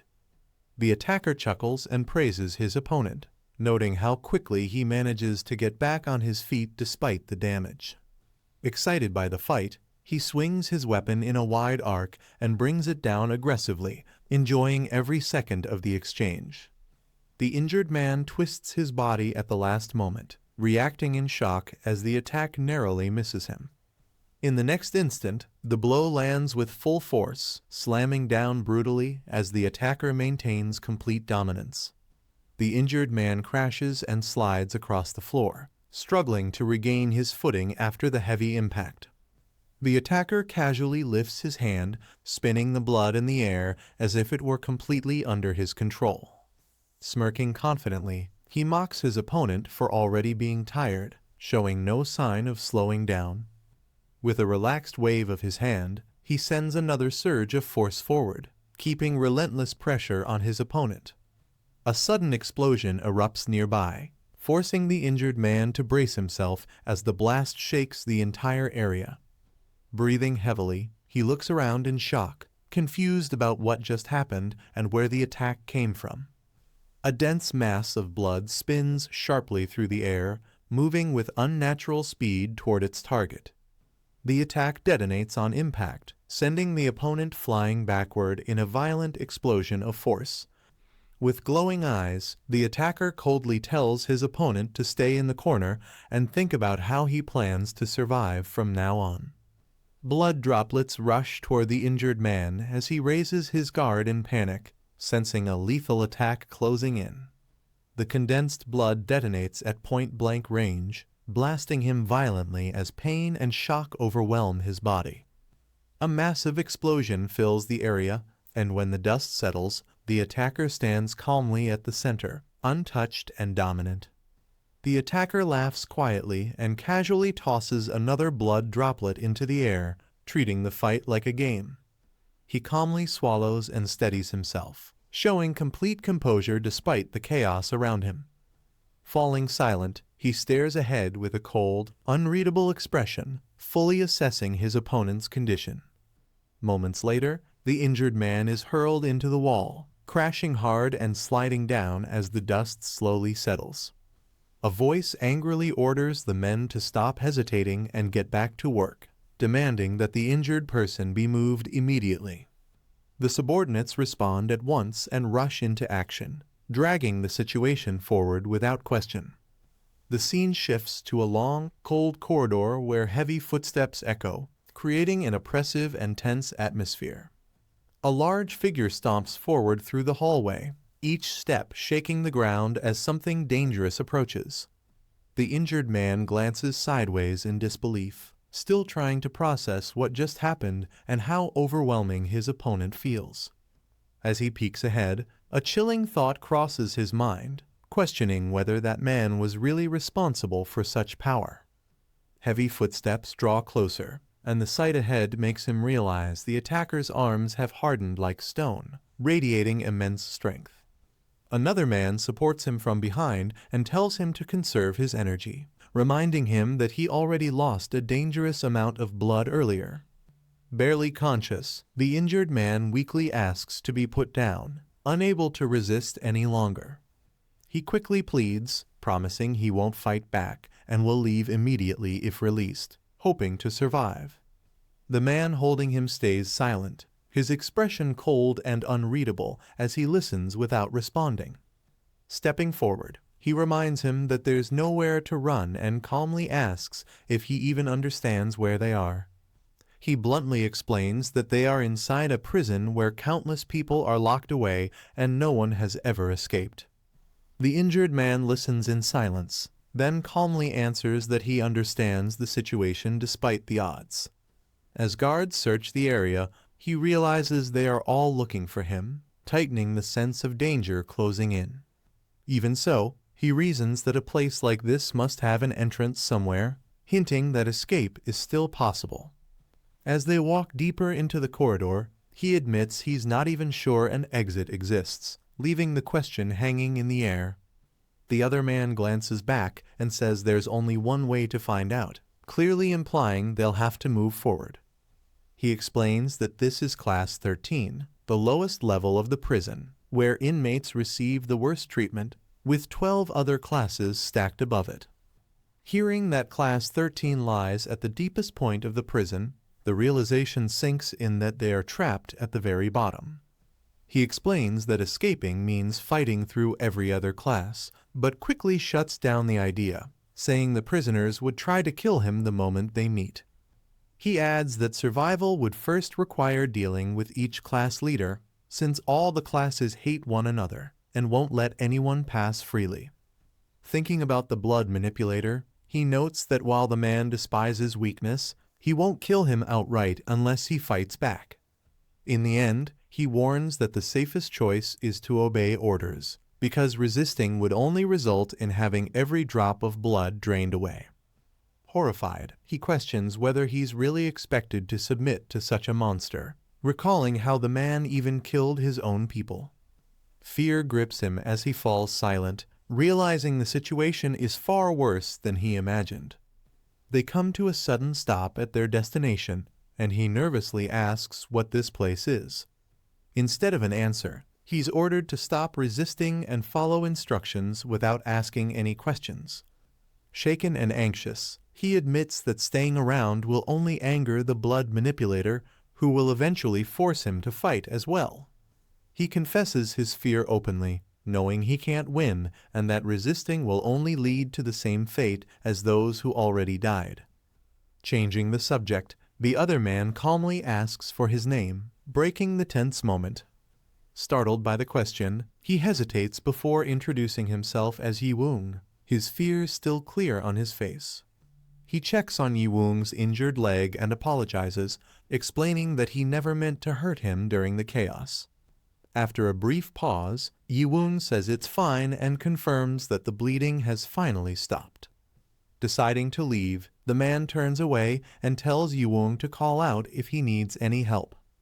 As an afterthought, Yi-Woong nervously warns him not to talk to the people on the other side, clearly afraid of what might happen.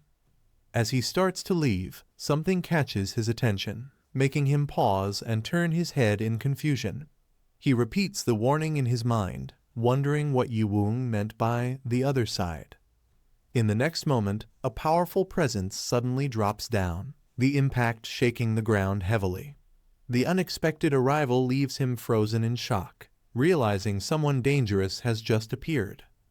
A cold, oppressive presence fills the area as something ominous silently approaches, creating tension before anyone speaks. A woman casually smiles and comments that the boy they saw earlier was somewhat cute, clearly amused by the situation. She then asks Lita for her opinion, but Lita freezes, caught off guard and unable to respond immediately. Suddenly, the moment is shattered as a blonde boy is violently grabbed and slammed, the impact cutting the conversation short and turning the atmosphere dangerous. The blonde boy is suddenly struck and sent reeling, his expression twisting in shock as the attack lands without warning. A man lifts him off the ground by the neck, coldly stating that this outcome was obvious, while the boy coughs and struggles helplessly. Close up, the blonde boy groans in pain, sweat dripping as he fights to breathe under the crushing grip. Another man angrily questions why a human would be here at all, but he is immediately shut down by a sharp shout, escalating the hostility in the room. The man violently demands an answer from Lita, then immediately smashes the blonde boy down with brutal force, leaving no room for hesitation. The impact cracks against the ground as the boy coughs violently, blood spilling from his mouth while his body convulses in pain. Barely conscious, he admits that he already knew the truth but refused to accept it, sobbing as he struggles to breathe under the pressure. Watching this unfold, one figure coldly mocks the mistake, glaring down at the broken boy with clear disdain. Seeing the situation spiral out of control, a woman urgently shouts for them to stop, warning that Lita will be killed if it continues. Her plea comes too late as a sudden slap strikes Lita hard, the force snapping her head aside without mercy. The impact sends Lita flying back violently, her body crashing through the air as the power behind the blow explodes outward. She slams into the surroundings with repeated heavy impacts, the echoing force making it clear she has no chance to resist. The man coldly warns that he only needs a single finger to end her life, slicing her without hesitation as she winces in pain. After the attack, one of them asks how she knew the truth so quickly, while she explains that she realized it the moment she sensed his blood. Confused and frustrated, she questions how a human could possess such power, insisting she had no way of knowing more than that. As the tension lingers, one man decides to step away and contact Huachuo, while quietly planning to find out what the human is really plotting. The man calmly tells Lita that the only reason she is still alive is because her power is useful to him, making his control clear. He lifts her face and points out her unique ability to read powers, forcing her to acknowledge it under pressure. Struggling to breathe, Lita quietly agrees, her weakened state showing she has no strength left to resist. Leaning closer, he reminds her that her power still failed today, questioning why he should spare her when all she managed to do was recognize a mere human. The man presses down on Lita's head, demanding her absolute loyalty and making it clear he expects obedience without question. Under the crushing pressure, Lita trembles on the ground, barely holding herself upright as fear and pain overwhelm her. He suddenly yanks her head back and orders her to answer, forcing a scream out of her as blood spills from her mouth. Lita hastily submits and agrees, while the scene cuts to the silent corridor, leaving the threat hanging in the air. Lita's bound hands twitch as she flinches instinctively, her body still reacting in fear even after submitting. Elsewhere, a furious man roars the name Jangzung Bayam, his rage and killing intent clearly surging. At the same time, a blond man calmly touches his head, quietly wondering if he will ever see them again. In a dim room, another man sits on the floor grumbling to himself, the aftermath of the incident lingering in silence. Sitting alone, the boy lets out a tired sigh, admitting to himself that he will probably die long before any hope of escape arrives. Footsteps approach as someone carries a bowl filled with food, the sound breaking the heavy silence of the room. The boy looks up in surprise and asks if the food is meant for him, hesitating as the person in front of him stops.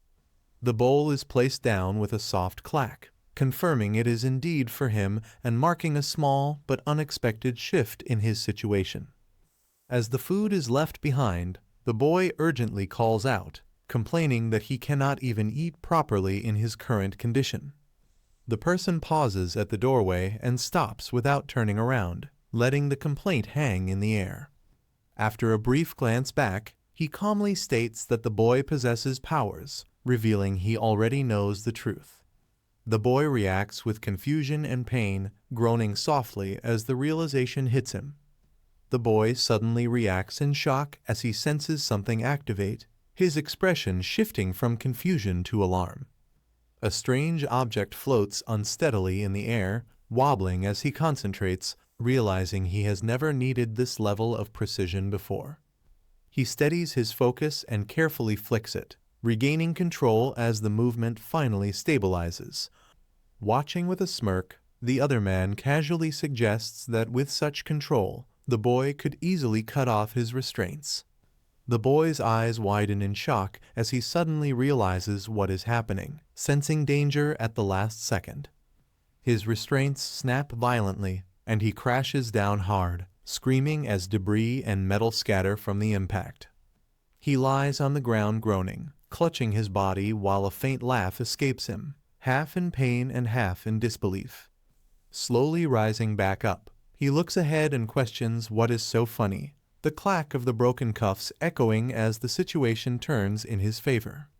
A heavy presence fills the room as someone mocks the situation, dismissing the new kid as an idiot while tension quietly builds.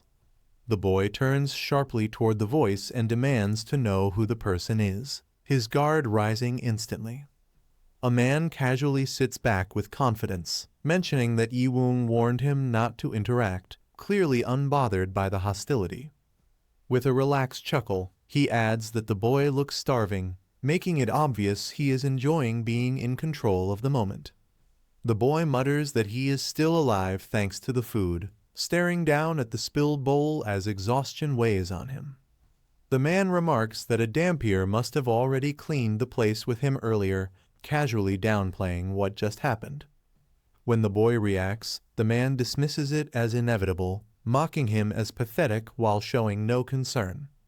Asked how long he has been here, the boy answers vaguely, saying it has been about a month, with most of that time lost to unconsciousness.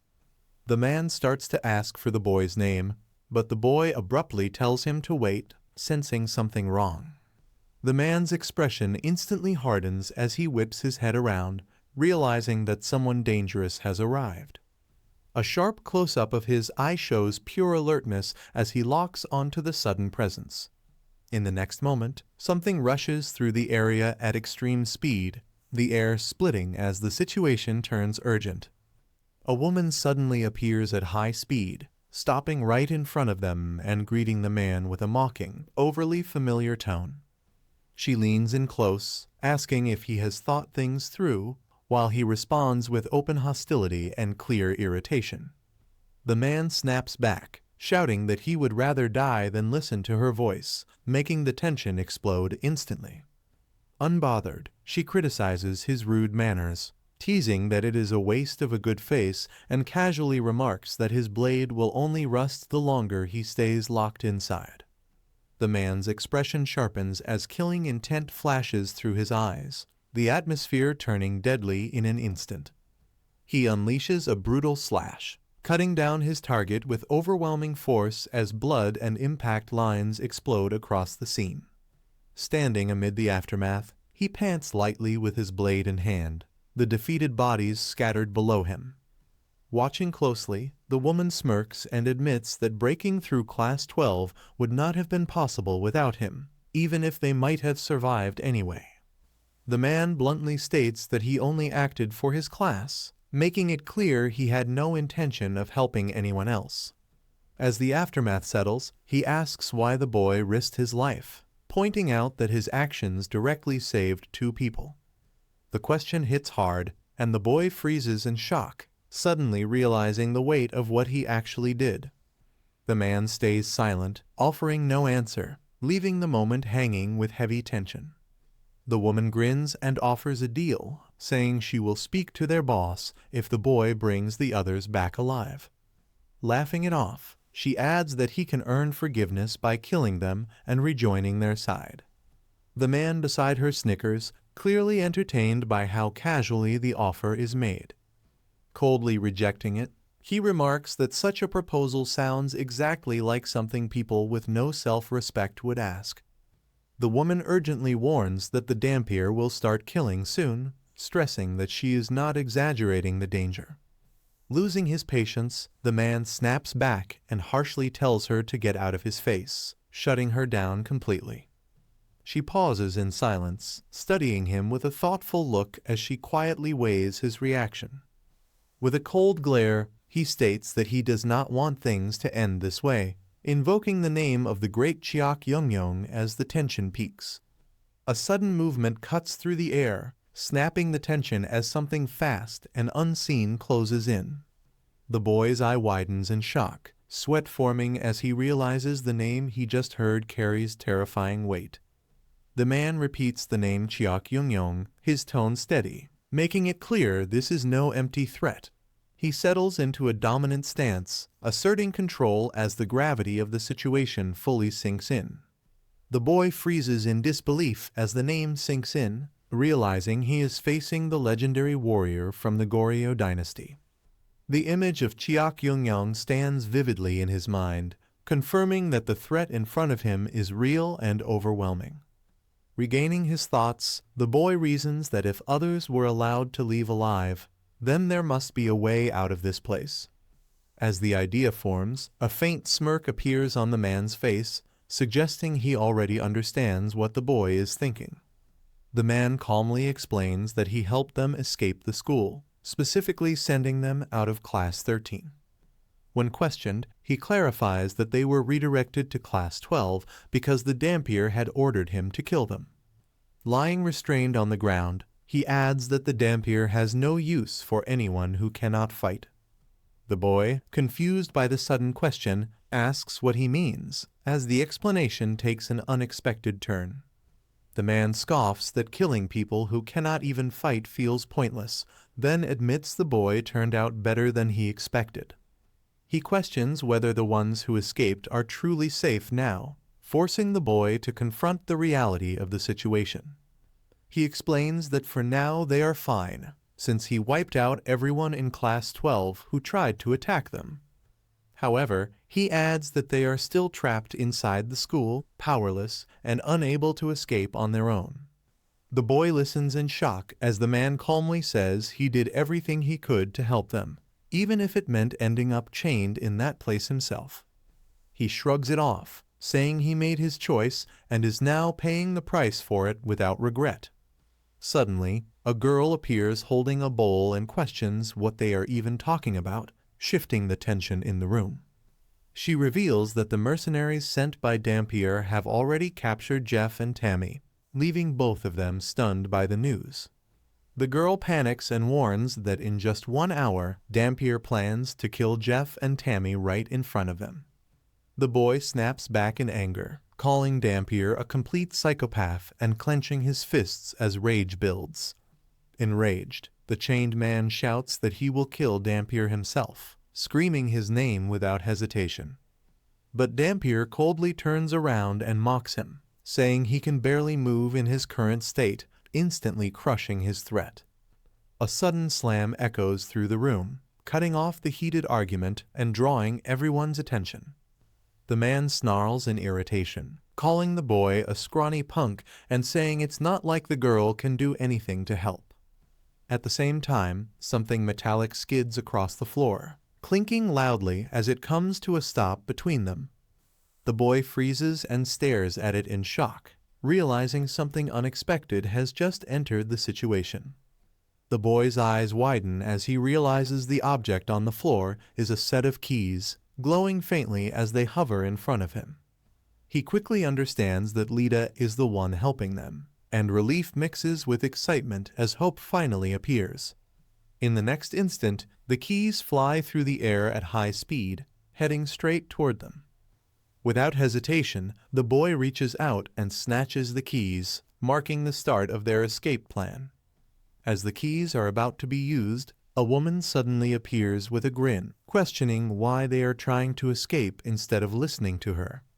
She mocks them calmly, blaming everything on the girl who helped and making it clear she noticed the escape attempt.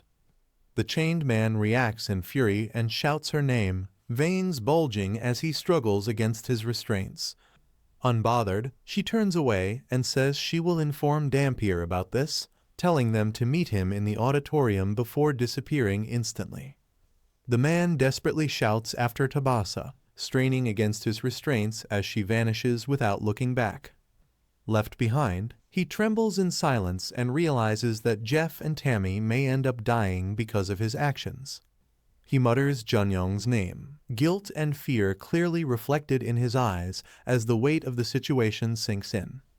Moments later, the scene shifts to the auditorium, where heavy footsteps echo and everyone drops to the ground, signaling that the final confrontation is about to begin.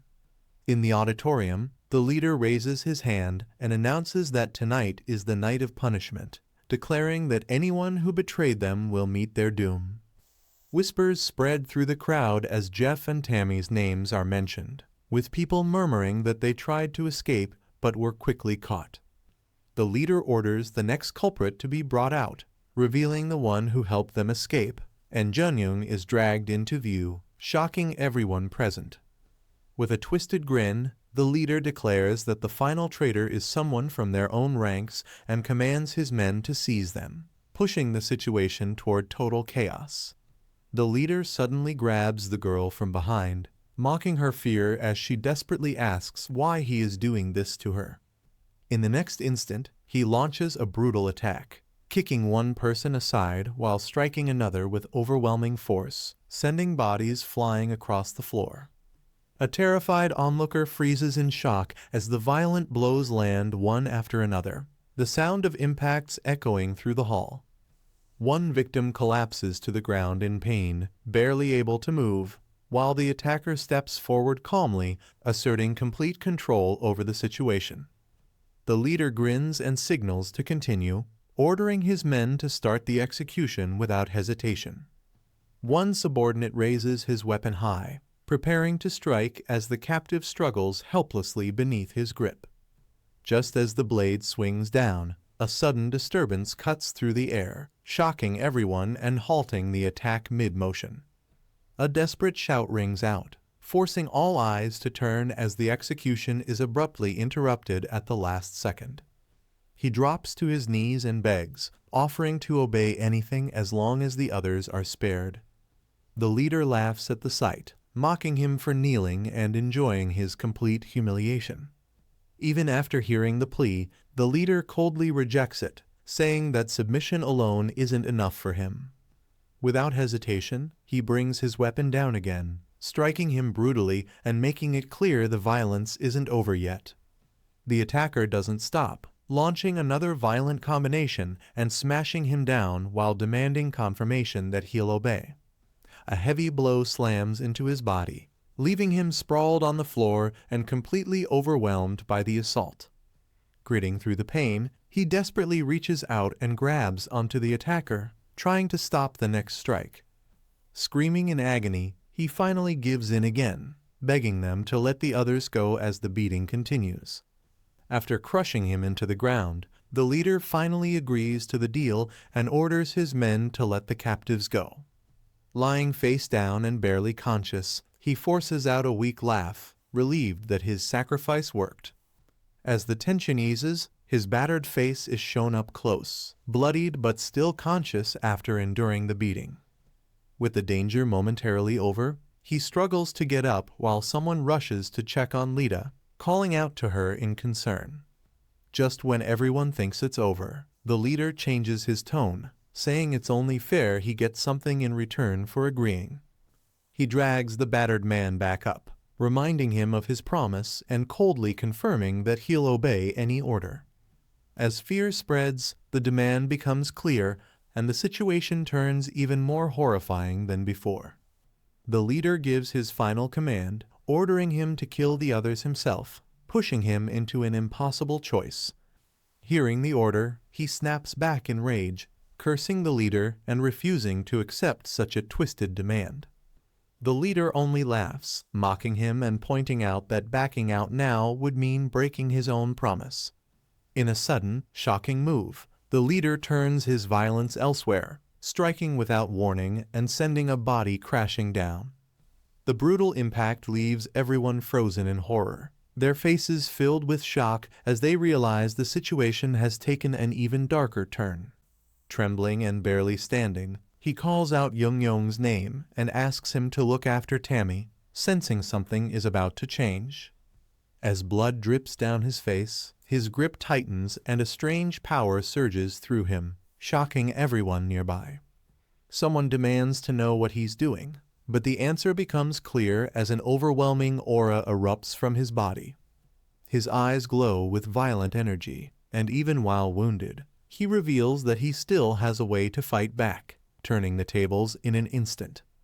Blue lightning gathers into a dense sphere as an unstable surge of power forms in front of him, crackling violently through the air.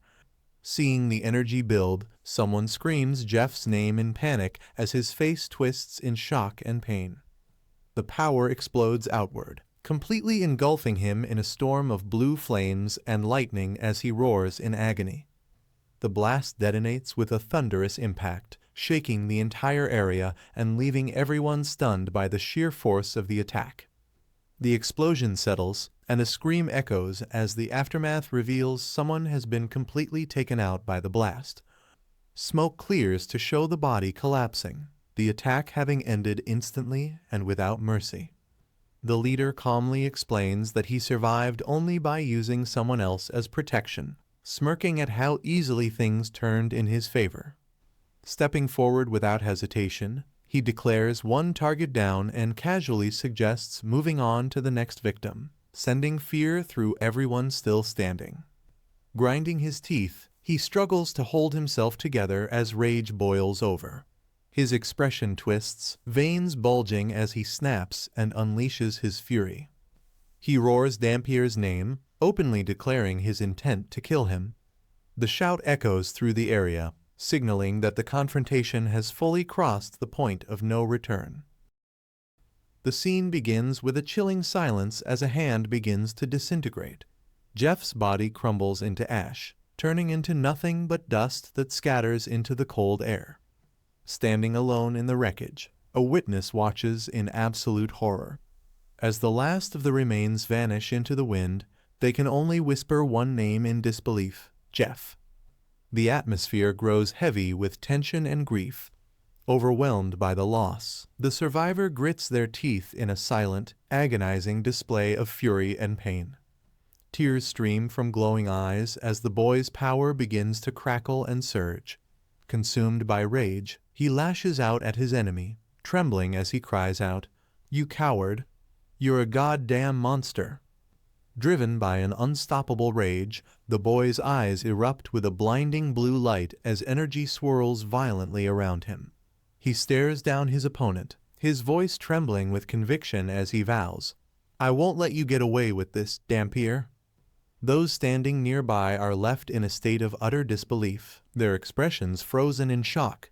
They can only watch helplessly as the boy's power reaches a terrifying peak, sensing that the situation has spiraled completely out of control. Despite the tears of grief falling from his eyes, the boy pours every ounce of his strength into a devastating downward strike. A thunderous bang echoes through the air as his fist makes contact, releasing a blinding surge of concentrated force. The impact triggers a catastrophic explosion that tears the surroundings apart. A massive blast wave radiates outward, sending debris flying as the sheer scale of his power levels everything in its path. Driven by a thirst for vengeance, the boy erupts in a desperate rage. He turns to his ally and demands immediate retribution, screaming at the top of his lungs for the enemy to be eliminated. "Go! Kill him! Make him pay!" The fighter accepts the command with a dark, confident smirk. As he prepares to step into the fray, he menacingly twists his wrist and readies his body for the coming slaughter, responding with a single, chilling word: "Gladly." Unfazed by the threat, the opponent bursts into a fit of mocking laughter. He looks on with pure arrogance, dismissing the fighter as a mere loser and treating the impending battle like a source of amusement, tauntingly remarking, "I'm sure this'll be good." The atmosphere turns heavy as the true battle begins. With a sharp, resounding clap of his hands, a surge of power is unleashed. The focus shifts entirely to the target of their fury as the name of the monster is hissed into the air: Dampier. The hero channels his inner power, pulling a blade of pure blue energy directly from his body as a blinding light consumes the room. With his eyes glowing with newfound intensity, he prepares to unleash his full strength against the monster before him. Standing tall and engulfed in a spiritual aura, he points his weapon at his enemy with unwavering resolve. He makes his intentions clear, declaring that the time for games is over. It's time you pay the price for all the terror you've inflicted. The scarred antagonist merely snickers at the display of power. He dismisses the hero's reputation with an arrogant, fanged grin, taunting his opponent by saying, "You know, some say you are actually stronger than me, but I don't see it." Enraged by the mockery, the hero lunges forward with incredible speed, shattering the ground in his wake. He lets out a final, decisive roar, screaming, "You're dead," as he delivers a crushing blow intended to end the conflict once and for all. The battle reaches a fever pitch as a shocked witness cries out for Haseon. Amidst the chaos, the sheer power of the hero's glowing weapon does not go unnoticed, prompting an observer to remark in awe, "That's one hell of a sword." A sudden, violent collision rocks the battlefield. With a thunderous wham, a massive surge of golden energy and blue light erupts at the point of impact, signaling a strike of immense power that sends shockwaves through the air. The conflict transforms into a blur of high-speed motion. The fighters streak across the area with incredible agility, their movements appearing as multiple silhouettes against a red-tinted haze as they weave through the wreckage with a series of sharp swishes and whooshes. Despite the display of power, frustration begins to set in as the enemy continues to evade. Gritting his teeth in annoyance, the fighter lets out an exhausted shout, taunting his opponent for their constant retreating by yelling, "Are you just gonna keep running away?" With his resolve hardened, the fighter tightens his grip on his weapon. He channels his spiritual energy into the hilt, his hand trembling slightly as a blue aura swirls around the blade in preparation for a final, decisive strike. In a sudden explosion of speed, he lunges forward and brings the blade down with lethal intent.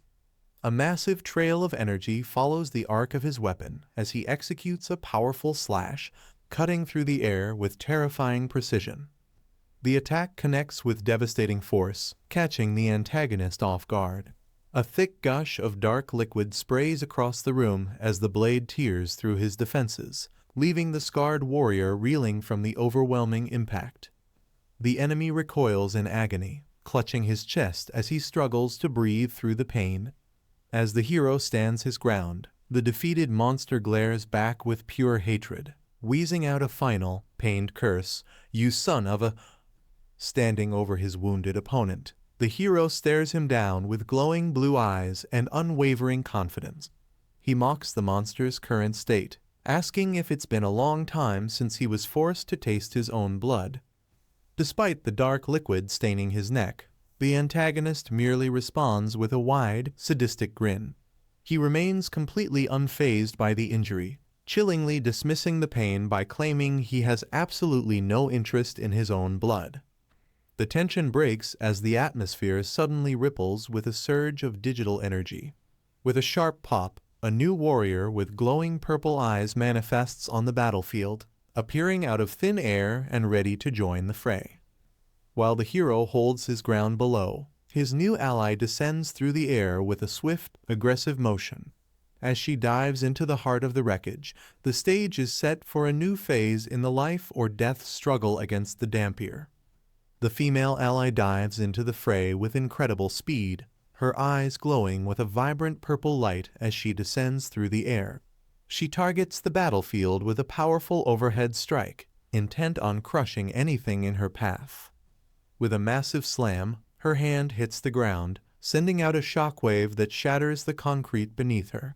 However, the hero remains completely unfazed, watching her aggressive but reckless display of power from just a few feet away.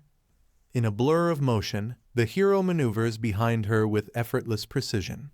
His own eyes glow with a piercing blue light as he easily reads her every movement, dismissing the attack as he calmly remarks, "So predictable."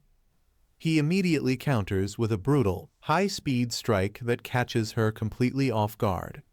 The devastating impact of the blow sends her reeling in pain as she lets out a sharp "arg," proving that her raw power is no match for his superior speed and calculation. The protagonist follows through with a lethal downward slice, but his blade only meets empty air as the woman vanishes in a burst of digital energy. The sudden disappearance leaves the battlefield in a blur of motion and confusion. Shocked by the abrupt escape, the fighter pauses to process the situation. He scans the area with intensity, realizing that if his opponent has successfully evaded the strike, it means she possesses a much higher level of agility than he initially anticipated. Reappearing a safe distance away with a swift swish, the female warrior catches her breath. She looks visibly shaken by the close call, exhaling in relief as she admits to herself, "Phew, he almost got me." The hero narrows his eyes, focusing intently on his target with a skeptical and cold expression. He repeats her words under his breath with a questioning tone, almost, signaling that he hasn't even begun to show the full extent of his true power. The tide of battle shifts instantly as the female warrior is struck by a devastating blow. Blood spurts from her chest as she lets out a pained gasp, her eyes wide with shock and agony as the force of the attack overcomes her. She collapses completely, hitting the ground with a heavy thud as she loses consciousness. As she lies defeated in the wreckage, the protagonist's shadow looms over her, marking a grim moment of silence in the middle of the chaos. Watching the scene with sadistic amusement, the scarred monster lets out a mocking laugh. He ridicules her lack of endurance, arrogantly asking, "Is that all it takes to bring you down?" before deciding it's time for him to rejoin the fight. Refusing to back down, the hero ignites his power and lunges forward in a high-speed dash. With his eyes glowing a fierce blue, he screams out a challenge to his enemy, Dampier, while the monster merely clicks his tongue in annoyance at the incoming strike. The Dampier finally loses his patience, his expression contorting into a look of pure irritation. Lashing out at the persistent resistance, he thrusts his hands forward as a sudden, blinding flash fills the room.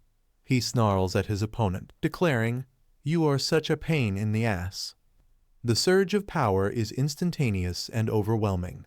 His victim is caught in the wake of the energy, beginning to wiggle and writhe frantically as the dark, shadowy force begins to constrict around her. She finds herself completely immobilized by the sudden onslaught.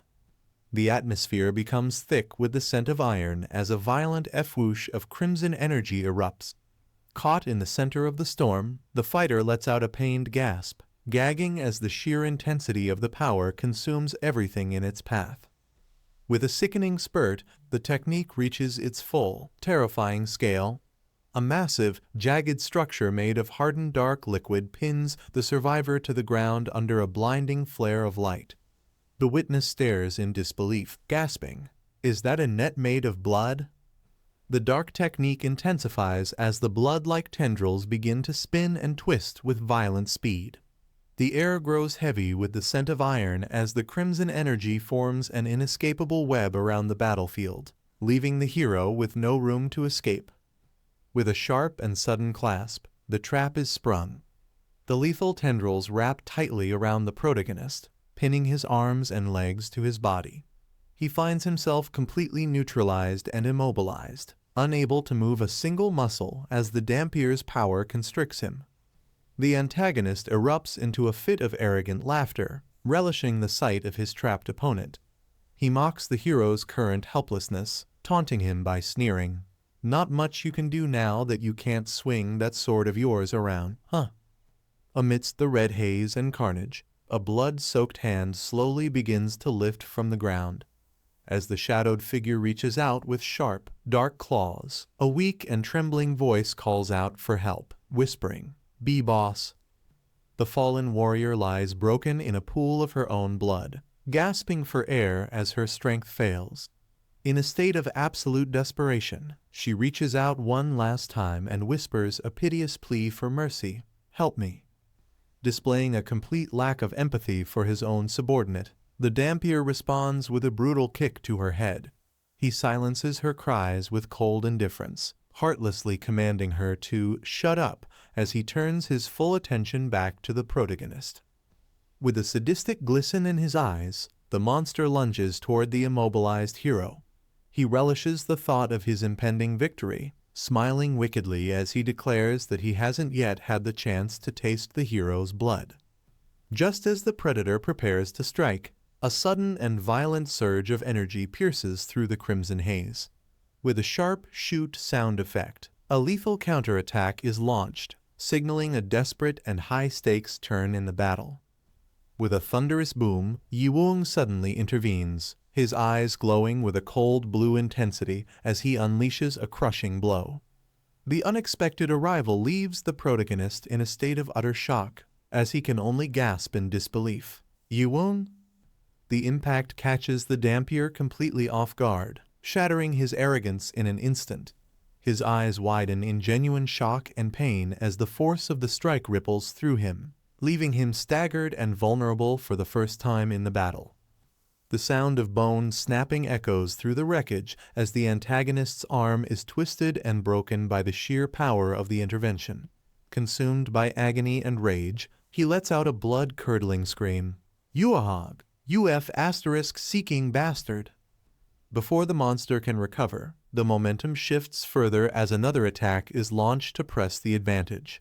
A lethal bolt of energy is fired with pinpoint accuracy, cutting through the air with a sharp shoot as it heads straight for the weakened enemy. With a swift and precise motion, the energy blade slices through the crimson trap. The blue dagger cuts deep into the heart of the constriction, shattering the Dampier's immobilization technique in a single, fluid strike. The blood net explodes into fragments as the technique is completely neutralized. The dark, red structures splatter and dissipate into the air, finally releasing the survivors from the suffocating grasp of the monster's power. Free at last, Yuwong gives a confident thumbs up to his comrade. He signals that the barrier has been destroyed, calling out to his friend to press the advantage. I cut the blood net, you can move now, Yongyong. Yongyong readies his own blade with a sharp, resounding ring. His eyes are filled with a cold, unwavering resolve as he stares down his enemy, preparing to end the nightmare once and for all as he declares, Dampier, it's over now. As the chaos subsides, a woman approaches the protagonist and issues a stern command, telling him, don't move.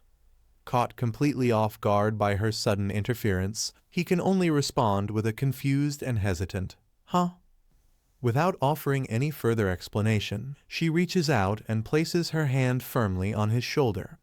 With a soft pat, a surge of vibrant blue spiritual energy flows from her touch, beginning to envelop his body in a mysterious and powerful aura. The atmosphere hums with a low V-woom as her eyes ignite with an intense, glowing blue light. It becomes clear that she is channeling an immense amount of concentrated energy directly into him, causing the air around them to crackle with tension. The protagonist's eyes widen in absolute shock as he feels the raw power coursing through his veins. Paralyzed by the sudden influx of strength, he can only stare back in silence, struggling to process the overwhelming sensation of the energy taking hold. A sudden, overwhelming surge of energy begins to swirl around the hero as he struggles to comprehend the transformation. As a mysterious force takes hold, a voice echoes through the blue haze, declaring that he is finally awakening his true power and that the vagrant will transcend once again. Stunned by the intensity of the sensation, the protagonist can only stare back in absolute disbelief. His mind races to find an explanation for the incredible strength now coursing through his veins, and he can only whisper a single word in shock. What? The power manifests physically as his weapon is suddenly engulfed in a brilliant, flickering blue light.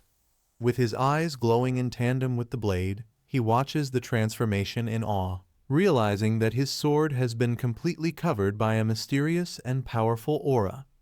He turns to the woman behind him, questioning if she is responsible for this unsolicited gift of strength.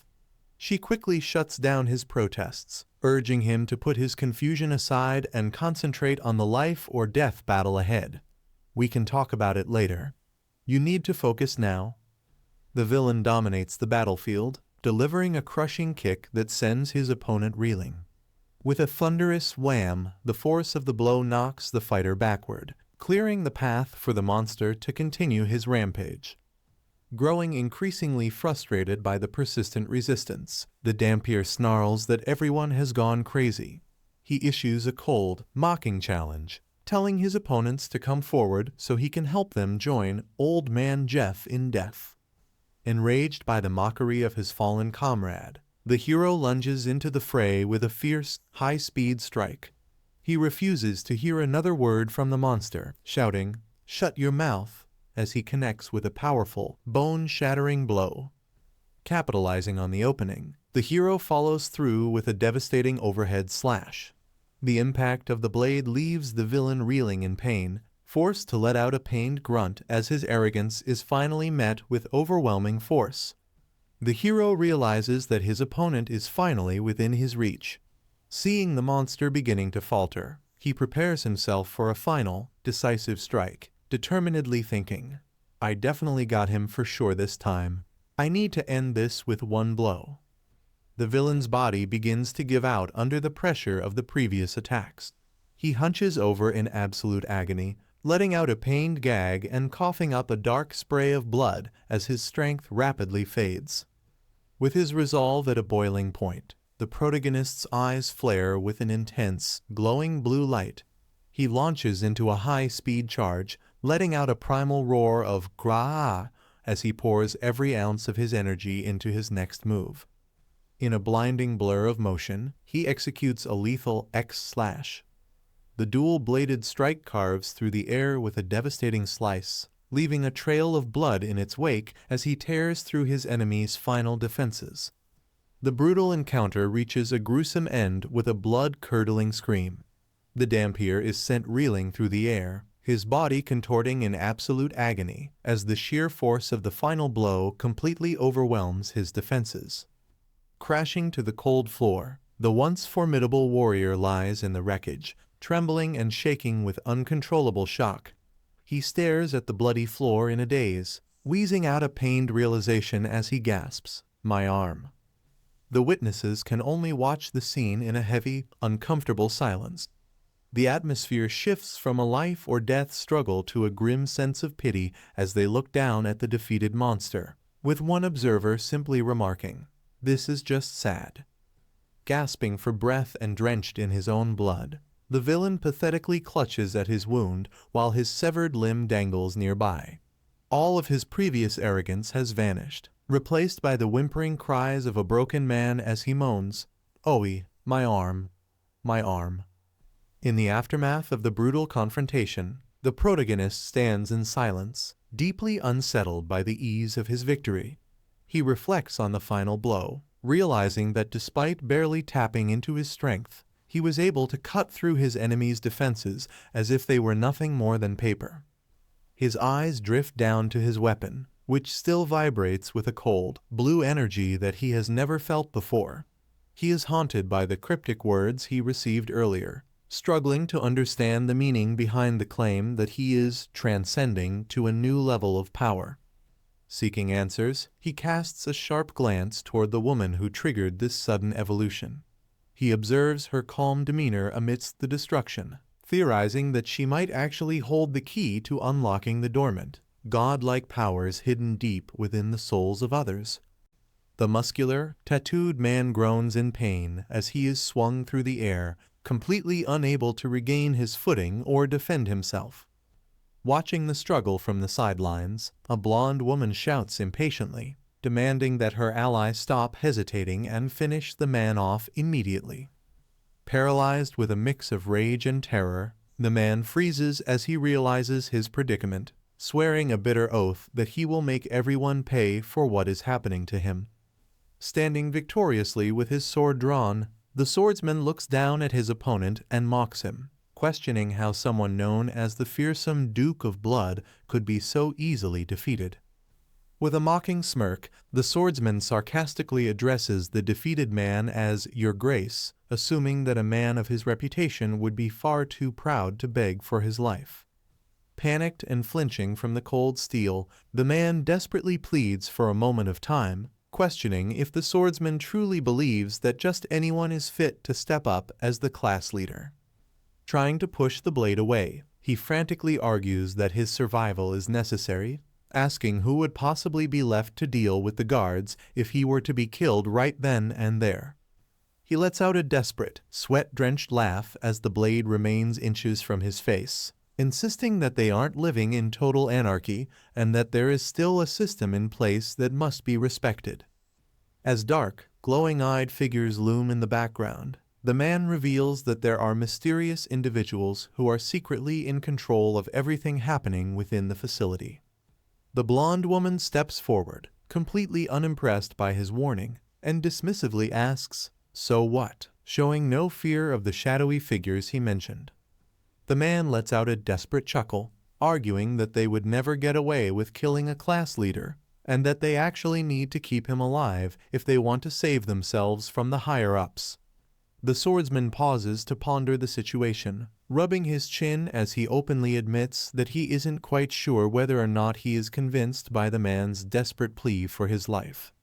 The swordsman questions the man's claims, pointing out that when he previously wiped out everyone in Class 12, the guards didn't intervene or punish him, suggesting the system isn't as strict as claimed.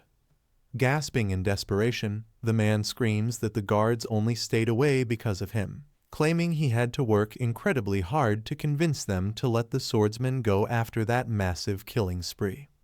He continues to yell frantically, trying to prove his worth by insisting that his personal influence with the authorities is the only reason the swordsman is still standing there today. Unmoved by the explanation, the swordsman simply lets out a cold laugh and flatly states that he isn't buying a single word of the story, refusing to believe the man has any power over the situation. Ignoring the desperate pleas of the man who calls him insane, the swordsman brings his blade down in a swift, merciless strike. The terrified man can only gasp in shock as he realizes his warnings of making a huge mistake have been completely ignored. The blade connects with brutal precision, severing the man's bandaged arm in a violent spray of blood. A massive spurt of crimson fills the air as the limb is completely detached, ending the man's attempt to defend himself. The swordsman lets out a sharp grunt of exertion as the blood from the impact gushes across his face. He remains unfazed by the carnage, maintaining a cold and singular focus on his opponent despite the gore splattered over him. In a blur of motion, the swordsman lunges forward to continue his relentless assault while the maimed man desperately dashes away. Both figures move with incredible speed as the deadly pursuit reaches its violent conclusion. Despite the severe injury and the loss of his limb, the scarred man known as the Duke of Blood manages a sinister smirk. He lets out a dark, mocking chuckle, seemingly unbothered by the pain as he prepares to reveal a hidden trump card or a final desperate move against his attackers. His overconfidence is short-lived as a massive, invisible force suddenly slams into him with a heavy thud. The impact is so powerful that it sends him reeling backward, forcing a pained scream from his throat as his body is thrown across the ground, completely breaking his momentum. As he struggles to sit up, his eyes widen in pure terror at the sight of a new figure standing over him, eyes glowing with a menacing blue light. Paralyzed by the sheer pressure of the stranger's presence, the Duke of Blood stammers out his disbelief, demanded to know how and when the man managed to break free from his restraints. Trembling and covered in cold sweat, the Duke of Blood can only watch in horror as he realizes the true nature of the monster before him. He twitches in shock, questioning how it is biologically possible for a human to recover from such devastating wounds and heal their entire body at such an impossible, inhuman speed. With a condescending smirk, the young man in the gray uniform mocks his opponent by calling him a dumbass, leaving the scarred warrior gasping in sudden, shocked disbelief. Completely losing his temper, the muscular man launches a ferocious charge at his target, screaming profanities and demanding that the young man give up because the battle is already decided. The scarred fighter lets out a manic cackle as he continues his relentless assault, flatly refusing to back down and insisting that he is far from being finished with the fight. Suddenly, a violent surge of dark energy and shadowy wings erupts from the warrior's body in a massive explosion of power, leaving his opponent frozen in confusion at the terrifying transformation. A massive swarm of dark, bat-like silhouettes erupts into the room, filling the air with the sound of flapping wings as they flutter chaotically through the red-tinged space. Visibly annoyed by the sudden distraction, the swordsman clicks his tongue before unleashing a powerful, wide, sweeping slash to clear the path directly in front of him. The blade slices clean through the shadowy energy with a brilliant flash of light, causing a violent gush of dark fluid to erupt as the strike connects with its target. Despite the successful counterattack, the remaining shadows continue to surge forward in a relentless flutter of wings, completely overwhelming the battlefield with their constant movement. In the aftermath of the transformation, a young man gasps in pure shock, admitting to the blonde woman that he had absolutely no idea their opponent was capable of such a supernatural feat. The blonde woman gazes off with a somber expression, revealing that while she knew about the man's secret ability, she never expected he would use it as a desperate means of escape. As the last of the shadowy bat-like creatures is sliced through with a cold, precise stroke of the blade, the swordsman dismisses the escape as irrelevant now that the immediate threat has been neutralized. Raising his sword high into the air, the swordsman victoriously shouts to the gathered crowd that the Dampier has finally been driven away, declaring Class 13 officially free from his reign of terror. Amidst the lingering tension, the survivors exchange looks of cautious hope, stammering out questions to confirm if the nightmare is truly over. They look toward their saviors, desperate to know for certain if they are finally out of harm's way and truly safe from the terror that had suppressed them. Once the reality of their victory sinks in, the atmosphere shifts from fear to absolute jubilation. The entire area erupts with thunderous cheers and triumphant roars as the crowd pumps their fists in the air, celebrating the downfall of their oppressor with a collective release of pent-up emotion. The joyous celebration is brought to a sudden, jarring halt by a single, booming command. Someone in the crowd screams for everyone to wait, their piercing shout cutting through the noise and instantly replacing the room's celebratory energy with a heavy sense of dread and renewed conflict. Directing his fury at a woman named Tabasa, an angry survivor shouts that their freedom does not mean she is forgiven for her actions. Tabasa is left gasping in terror as the man's aggressive stance and hateful words turn the crowd's focus toward her, making it clear that old grudges are far from settled. Tabasa remains collapsed on the floor, trembling in fear as the group of survivors looms over her. Consumed by rage, the mob declares that it is finally time for her to pay for her actions, believing that her death is the only thing that will bring them peace and that her execution will feel earned. Before the situation can escalate into a public execution, Haseon steps forward and places a firm, grounding hand on the shoulder of one of the men. He commands the group to hold on, using his sudden intervention to disrupt their violent momentum and stall the impending attack on the helpless woman. Looking directly at the survivors with a serious and pained expression, Haseon explains that while he fully understands their deep-seated anger, taking a life in this manner is fundamentally wrong.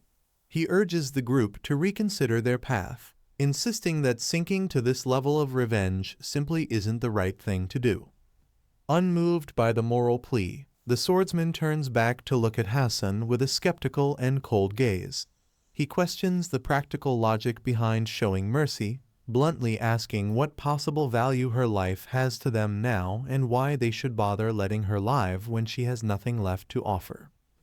Haseon clarifies his strategic reason for showing mercy, telling the group that they will definitely need the woman once the guards eventually arrive to investigate the chaos. The scene shifts deep into the dark and damp depths of the facility's sewer system. Murky water sloshes against the cold concrete walls of the silent, underground tunnels.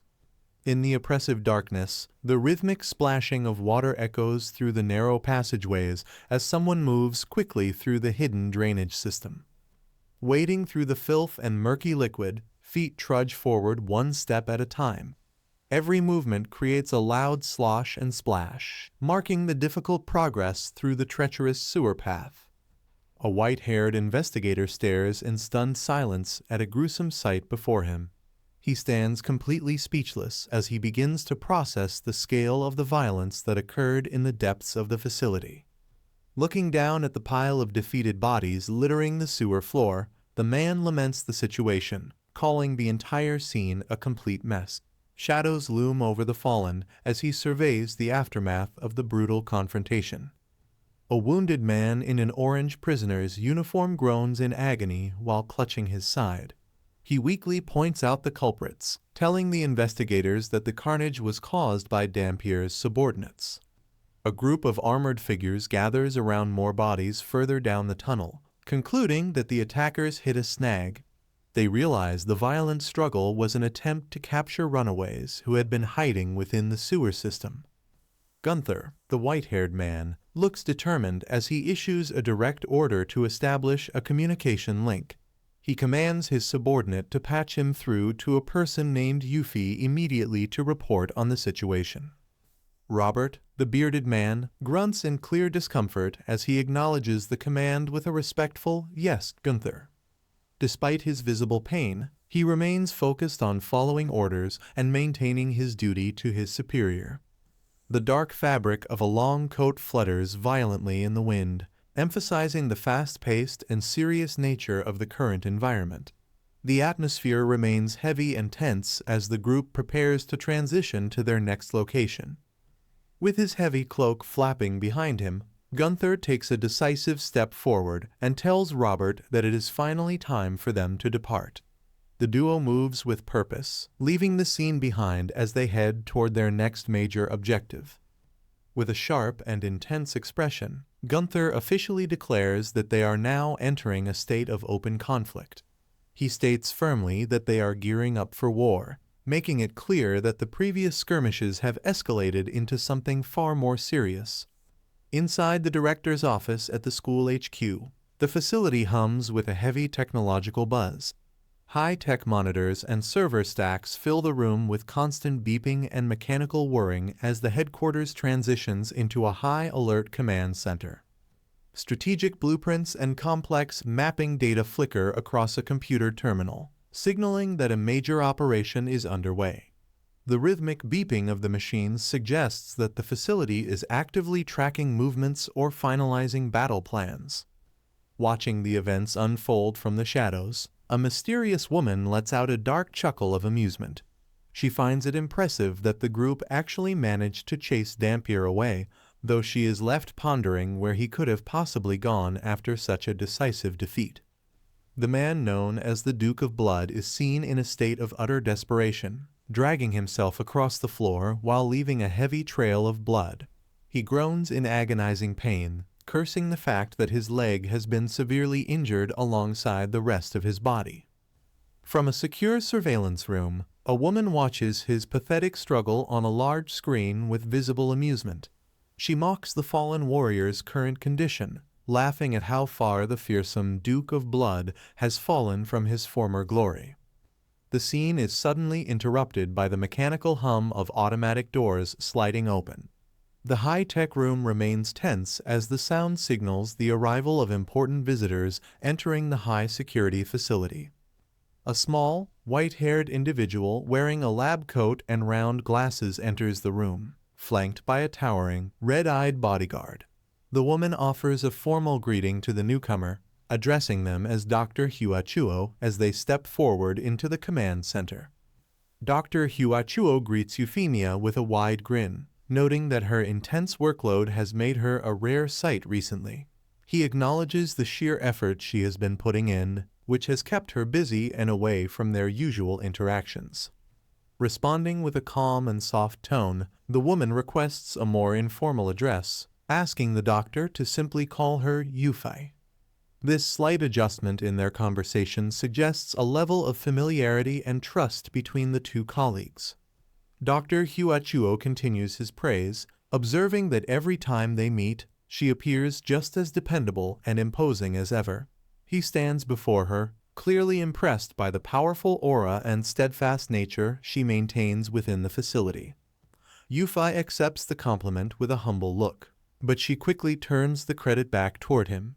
She insists that her current strength and reliability are all thanks to the doctor's own contributions and support. Dr. Huachuo dismisses the high praise with a confident smirk, though he clearly relishes the recognition of his genius. He adjusts his glasses and tells his companion that they flatter him far too much, even as he basks in the success of his work. Turning his full attention to the pink-haired woman, the doctor admits that he cannot deny the truth of her excellence.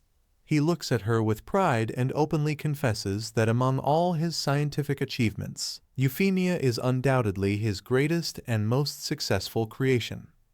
The quiet atmosphere of the lab is suddenly broken by a sharp, persistent beeping from a nearby control console. This electronic alert signals an urgent incoming communication, cutting through their conversation and demanding an immediate response from the command center. When Yuffie asks for an update on the situation, a subordinate quickly informs her of a high-priority request. She learns that Gunther, the formidable leader of Class 11, has specifically reached out and is asking to speak with her directly. Euphemia is visibly taken aback when she hears that Gunther is making a specific request, only for a sweating subordinate to reveal that the Class 11 leader is officially seeking permission to launch an all-out war against Class 13.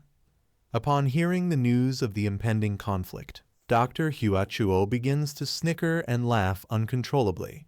His reaction is so unsettling and out of place that one of the bystanders calls out to him in confusion, wondering what could possibly be so funny. The doctor continues to cackle with a wide-eyed, manic expression as a realization strikes him. He points out that Class 13 is the exact location where they previously placed the human known as Haseon, a detail that the green-haired subordinate quickly confirms. Flashing a sharp, jagged grin that reveals his predatory nature, the doctor addresses Yuffie with a sinister tone.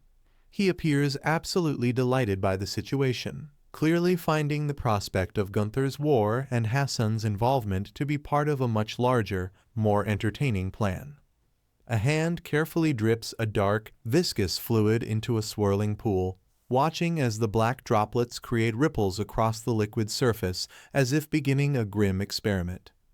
Dr. Huachuo turns with a frantic energy, his eyes wide behind his glasses as he impatiently demands that the permission be granted for the classes to finally descend into total war.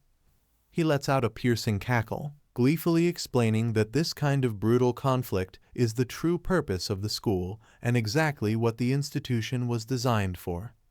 In an opulent, sun-drenched room, light streams through towering windows and glints off a grand chandelier above. The quiet, luxurious setting creates an atmosphere of stillness and isolation, away from the chaos of the facility. A single glass of whiskey on the rocks sits next to an expensive bottle, the amber liquid catching the light. The undisturbed drink suggests a moment of pause and solitary reflection for someone needing to clear their head. Reclining on a plush sofa is a woman with short silver hair and a notable scar across her face. With her eyes closed and hands tucked behind her head, she adopts a posture of weary relaxation, looking every bit the hardened veteran taking a much-needed break. She lets out a deep, contemplative sigh, her brow furrowing slightly as she rests in the silence. Without saying a word, she seems to be mentally preparing herself for the coming war that was just announced. A frantic subordinate slams his hand against the office door, urgently calling out to his superior. From within, the silver-haired woman responds with immediate concern, demanding to know what has happened. Injured and bleeding, the man enters the room to deliver the grim news that Kyungsik's office has just been hit. The woman is visibly stunned by the report, her eyes wide as she processes the fact that another one of their locations has been compromised. Her shock quickly turns to white-hot rage as she lets out a sharp yell, demanding to know if their recurring enemy is responsible for the chaos once again. She is clearly reaching the limit of her patience with these constant disruptions. The subordinate reveals that this is already the 5th time they have been targeted, explaining that the attacker is single-mindedly searching for a man named Haseon. Behind him, the devastation is clear as a powerful figure stands victoriously over a massive pile of fallen bodies. Gritting her teeth in a fit of silent fury, the silver-haired leader seethes over the sheer arrogance of her opponent. She mutters under her breath that the enemy is running around acting as if he already owns the entire world. Her bloodied subordinate attempts to offer strategic advice, suggesting that they immediately begin formulating a plan to counter the threat. Before he can finish his sentence, she sharply cuts him off, stating that she is already well aware of the situation. With a cold and calculating gaze, the woman narrows her eyes as she focuses on the person truly responsible for the chaos. She speaks the name of her target with a mix of reverence and malice, acknowledging the power of Master Emugi. Elsewhere, the primary target of the search remains motionless and unresponsive. Bathed in a dim, blue light, Haseon keeps his eyes tightly closed, seemingly unconscious or submerged as the war for his location intensifies above him. Within a high-tech medical chamber, a man remains submerged in a stasis tank, his survival dependent on an array of life support machinery as a desperate inquiry about the timing of his return hangs silently over his unconscious form. The scene shifts to the fortified NIST Task Force safe house, where the sterile and utilitarian environment sets a grim stage for the high-stakes intelligence briefing taking place within the secretive operations base. A female agent is gripped by visible shock and disbelief, her face covered in sweat as she hears a report that seems too incredible to be true, forcing her to vocalize her absolute skepticism regarding the dire news. Her shock turns to an incredulous scream upon learning that their target has successfully dismantled yet another Yacha gang hideout, a feat of relentless destructive power that leaves both her and her partner completely blindsided. The female agent questions the certainty of Bayam's involvement in the recent incident. Her partner confirms the identification, stating that they have already thoroughly reviewed the security camera footage to verify the suspect's identity. To provide concrete proof, the male agent slides a photograph across the table. He explains that this particular image was captured directly at the scene, showing a blonde individual who matches the suspect's description and further solidifies their findings. Upon seeing the evidence, the woman lets out a heavy sigh of exasperation. The realization of the situation weighs on her as she stares ahead, processing the immense complications that this confirmation brings to their ongoing investigation. Overwhelmed by the escalating chaos, she covers her eyes in frustration.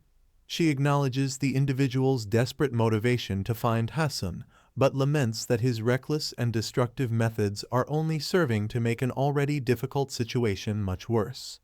The high-security door to the Intelligence Alliance office swings open with a sharp clack, signaling the conclusion of a private and intense investigation session. A male agent steps out into the hallway with a heavy tread, immediately drawing the focused attention of a female colleague who has been waiting expectantly for his return. Turning toward him with a look of intense anticipation, the woman quickly asks if he managed to discover any new or useful information during his time inside. With a blunt and visibly disappointed expression, the man simply replies that he found nothing at all, leaving their current search for answers at a complete and frustrating standstill. Frustrated by the complete lack of progress, the female agent yells at her colleagues, demanding to know how it is possible that they haven't uncovered a single lead despite their extensive search. The black-haired agent scoffs at the very mention of the word info, clearly exhausted and overwhelmed by the impossible task of tracking targets who have effectively dropped off the face of the earth. He collapses heavily into a nearby chair in a fit of exasperation, shouting that the fact that both Imugi and Dakibai vanished without leaving a trace is driving him to the brink of insanity. With a look of total defeat, he explains that he even went as far as meeting with all of his contacts in Korea, but absolutely no one has heard a single word regarding their current whereabouts. The investigation into the missing fugitives reaches a frustrating standstill as the agents contemplate the possibility that their targets have fled the country entirely. While the male agent tries to get her attention, Miss Key remains focused on the grim reality of their empty lead. Exasperated by the lack of progress and the tedious desk work, the male agent leans back in his chair and expresses a restless desire for action. He pleads with Miss Key to simply let him go out and settle the score with Duokshiny in another physical confrontation. Miss Key immediately shuts down the request, firmly stating that unauthorized brawling is strictly off-limits. She reasserts her professional duty and authority, pointedly asking her partner if he has forgotten that she is a police officer who must uphold the law. Despite the stern warning, the agent's restlessness remains unquenched as he dramatically laments his boredom in the safe house. He continues to complain loudly to his colleagues, making it very clear to everyone in the room that he is dying for a brawl, rather than sitting around analyzing surveillance photos. Miss Key contemplates the heavy requirements for taking down a powerful adversary, noting that confronting such a giant requires an equally massive justification to succeed. Her train of thought is interrupted by a suited subordinate who arrives with an unexpected announcement, informing her that a mysterious woman has arrived and is requesting an immediate audience. Struck by a wave of sudden disbelief, Miss Key's eyes widen in shock as she repeats the visitor's gender to herself, clearly not expecting a female contact at this critical moment. The mysterious visitor makes a grand entrance, appearing as an elegant blonde woman in sunglasses carrying a small, panting dog. Accompanied by her own security, she exudes an air of wealth and confidence as she steps into the room to meet Miss Key. In a dimly lit office, Miss Key and the mysterious visitor sit across from one another to begin their conversation. Miss Key leads the meeting by formally asking the woman exactly what has brought her to the safe house. The blonde woman acknowledges that her arrival was improper, admitting that she should have called ahead to make an appointment. She offers a polite apology for dropping by unannounced and disrupting the task force's operations. Despite the lack of a prior warning, the visitor makes her intentions clear. She looks directly at Miss Key and states that the reason for her sudden visit is to offer her assistance with the ongoing situation. Miss Key remains skeptical and focused, wasting no time on pleasantries. She looks intently at the stranger and asks a blunt follow-up question, demanding to know exactly how this woman thinks she can help them.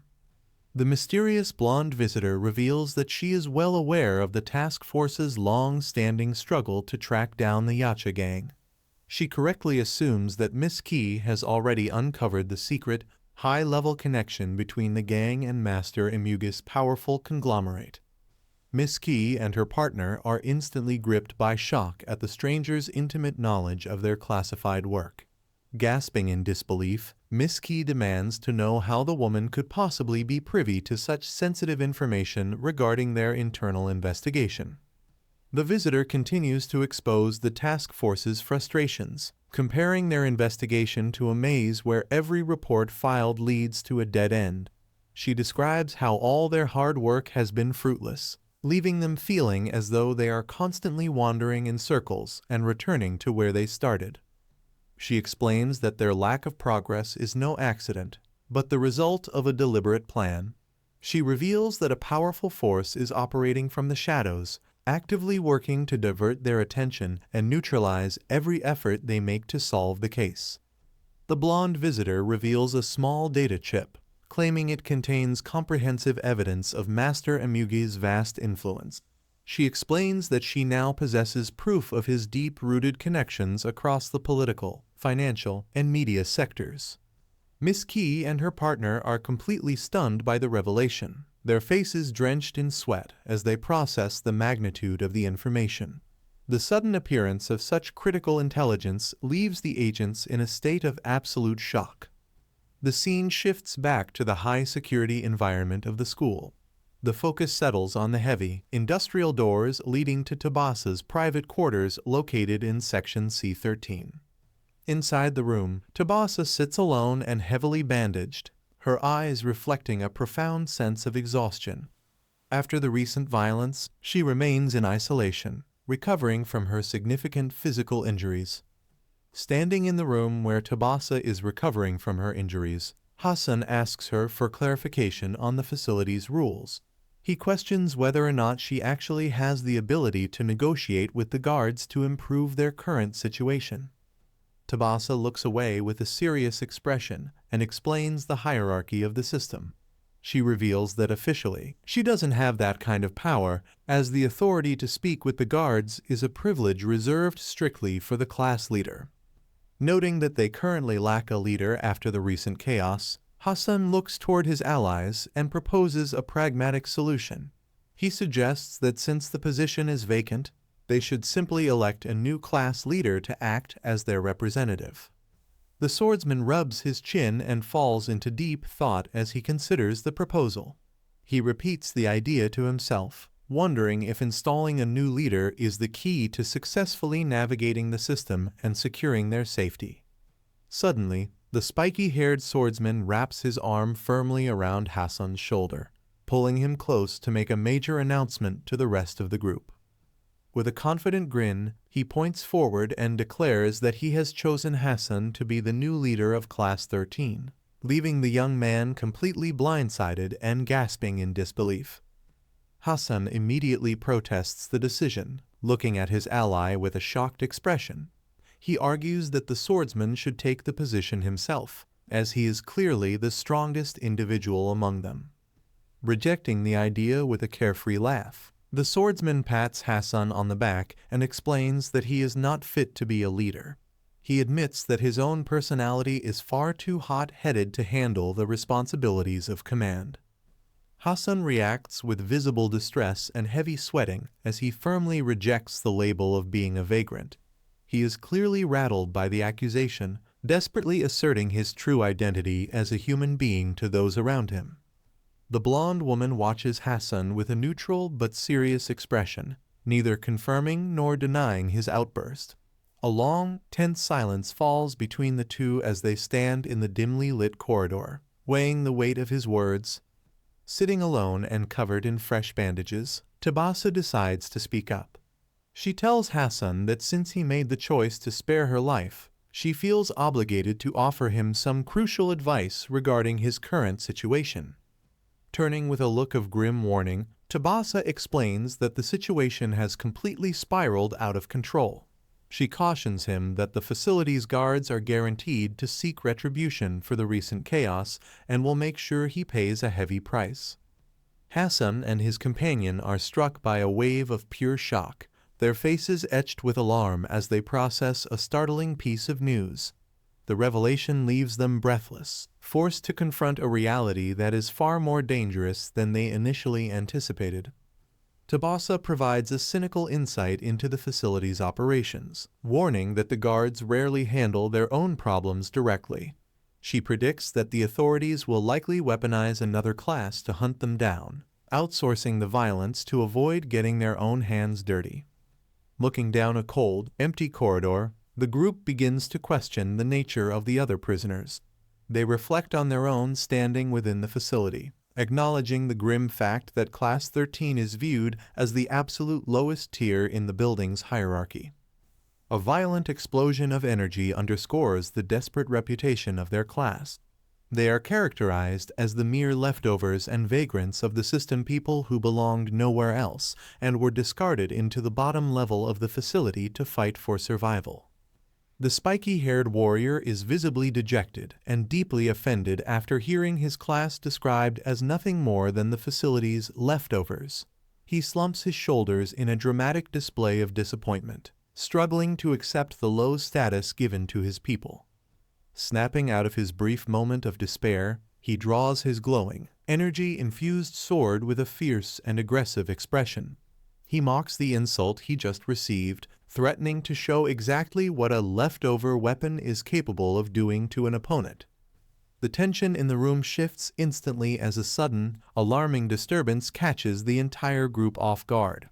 Haseon and his allies freeze in place, their faces etched with pure shock as they witness something unexpected and dangerous approaching their position. Sensing the imminent threat, the warrior gasps in realization and braces himself for a fight.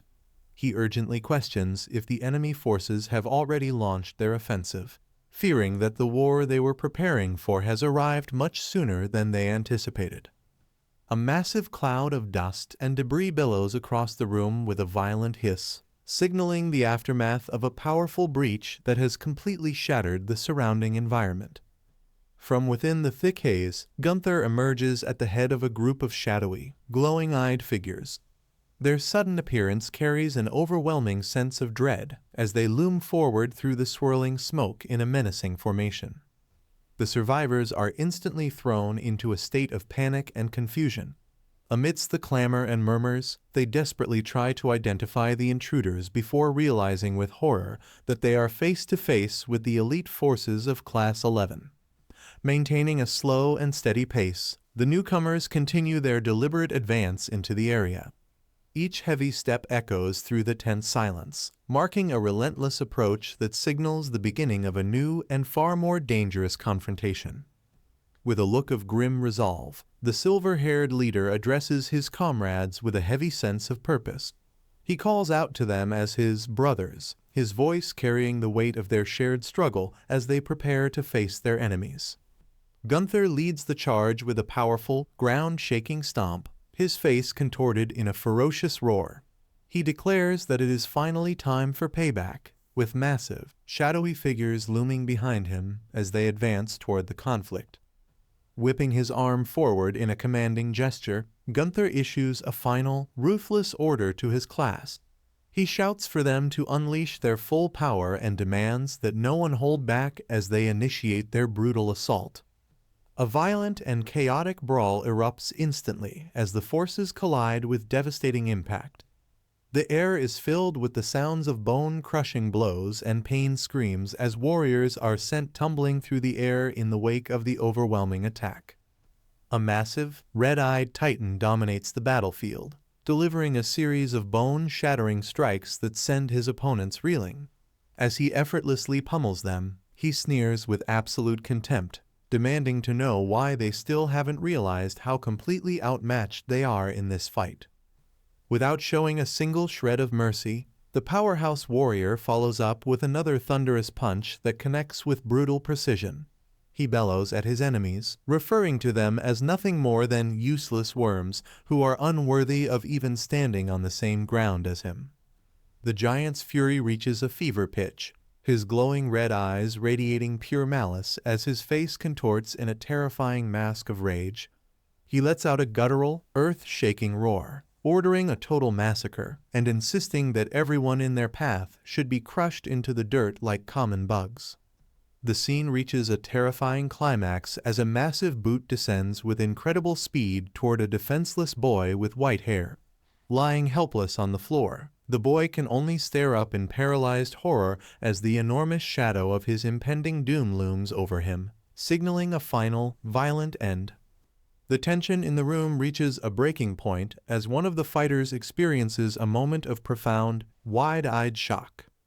The silence of shock is instantly shattered by a brutal and decisive act of violence as a gleaming sword slices through the air with lethal precision. Refusing to be intimidated by the sudden bloodshed, the survivors of Class 13 gather their resolve and stand their ground in a defiant defensive formation. The full scale of the threat is finally revealed as the elite members of Class 11 emerge with an aura of overwhelming power and menace. Lucas volunteers to handle the opponent, and his boss gives him the go-ahead to have fun. The boss orders Lucas to rip their enemies to shreds as he prepares for combat. Lucas charges forward, delivering a powerful stomp that shatters the ground beneath him. Finally, the boss commands him to slay their enemy and put their fallen brothers to rest. Lucas stomps toward the group, sending them into a state of pure panic. He reveals himself as a terrifying beast vagrant, towering over his targets with a roar. One of the survivors is struck with realization as he finally understands what they are up against. Lucas huffs aggressively, ready to tear into his helpless opponents. One of the group members asks the class leader if he should be the first to step up and fight. However, another student steps forward and declines the offer. He stares down their monstrous opponent and declares that the beast is his to handle. Meanwhile, the beast vagrant lets out a deafening roar as it launches into a charge. The student leaps into the fray, charging head-on toward the rampaging beast vagrant. An onlooker mocks the student, calling him an idiot for trying to face Lucas's charge directly. They collide with a massive impact, and the student struggles with all his might against the monster. The sheer force of the collision shatters the environment, leaving a trail of destruction in its wake. Straining under the pressure, the student taunts the beast, asking if that's really all the power it has. He digs his heels into the ground with a loud grind, meeting the monster's overwhelming force with his own brute strength. In a shocking display of power, he stands firm and successfully brings the beast's massive charge to a complete halt. Lucas is left speechless and stunned, unable to believe that his attack has been stopped dead in its tracks. The student reaches out and firmly grabs the monster by its tusk. Letting out a roar of pure effort, he channels all his strength into the grapple. With a sudden, violent motion, he snaps the beast's tusk right off. He follows through by slamming the monster back, leaving it wounded and reeling from the impact. Lucas huffs in pain, shocked that the student actually managed to break off one of his tusks. Despite the clear injury, the student is wary, noting that the beast still seems completely fine and ready to fight. Lucas demands to know where the Dampier is hiding, declaring that their mission is meaningless until that target is dead. The student stands his ground, telling the monster it will have to get past him before it can go looking for anyone else. Lucas lunges forward in a rage, hurling insults as he launches another charge. The student groans under the pressure, vowing that he must win this fight at all costs. He successfully blocks the beast's massive strike, determined to protect and help his friends. Lucas mockingly questions his confidence as he prepares a swift counterattack. Suddenly, Yiwung is caught off guard as a lethal blow impales him straight through the chest. He cries out in agony, coughing up blood from the devastating impact of the sneak attack. His classmates watch in complete shock and horror, screaming out Yiwung's name. Lucas pulls away from the strike, leaving his opponent collapsed and severely wounded on the battlefield. Yiwung hits the ground with a heavy thud, completely incapacitated by the lethal blow. He clutches his chest in agony as blood continues to gush from the deep wound. Overcome with guilt, he apologizes to his comrades and laments over his own perceived weakness. Tearfully, he confesses that his only desire was to be strong enough to help his friends. A mysterious hand reaches out to a fallen Yiwung, commanding him to get back up. Lita appears in a vision, telling him not to give up yet and calling him the most sincere of them all.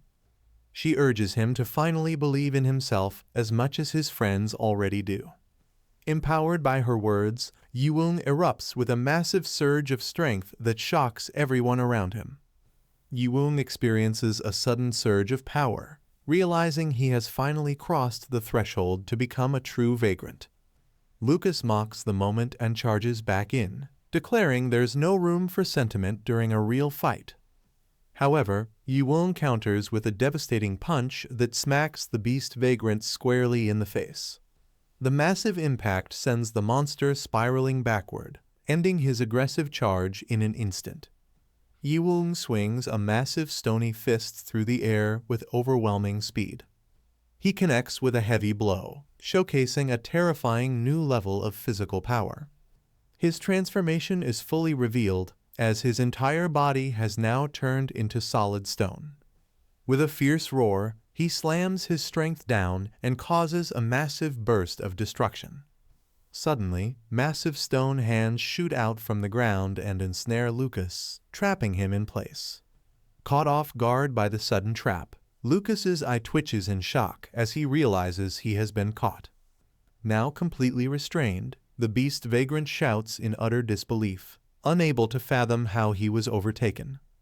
Finally, Yiwung whips around in his powerful stone form and bellows a mighty battle cry.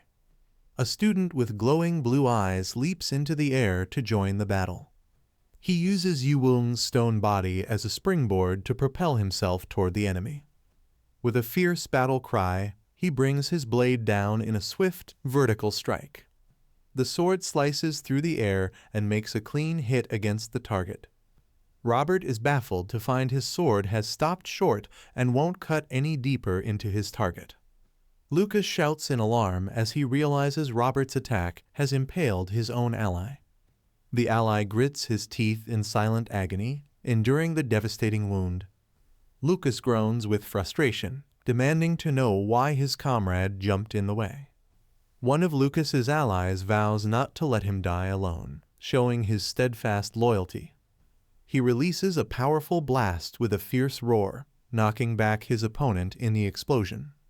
His muscles bulge and crackle with intense blue energy as he pushes his physical limits. Finally, his hands transform into deadly claws as his monstrous power continues to surge. The beast identifies the student as the knife boy responsible for destroying C-12. A massive bear vagrant towers over the small opponent and lets out a thunderous roar. The student's blade pulses with a dark aura as he prepares to strike back. Unfazed, he remarks that he has already taken down several bears just like this one.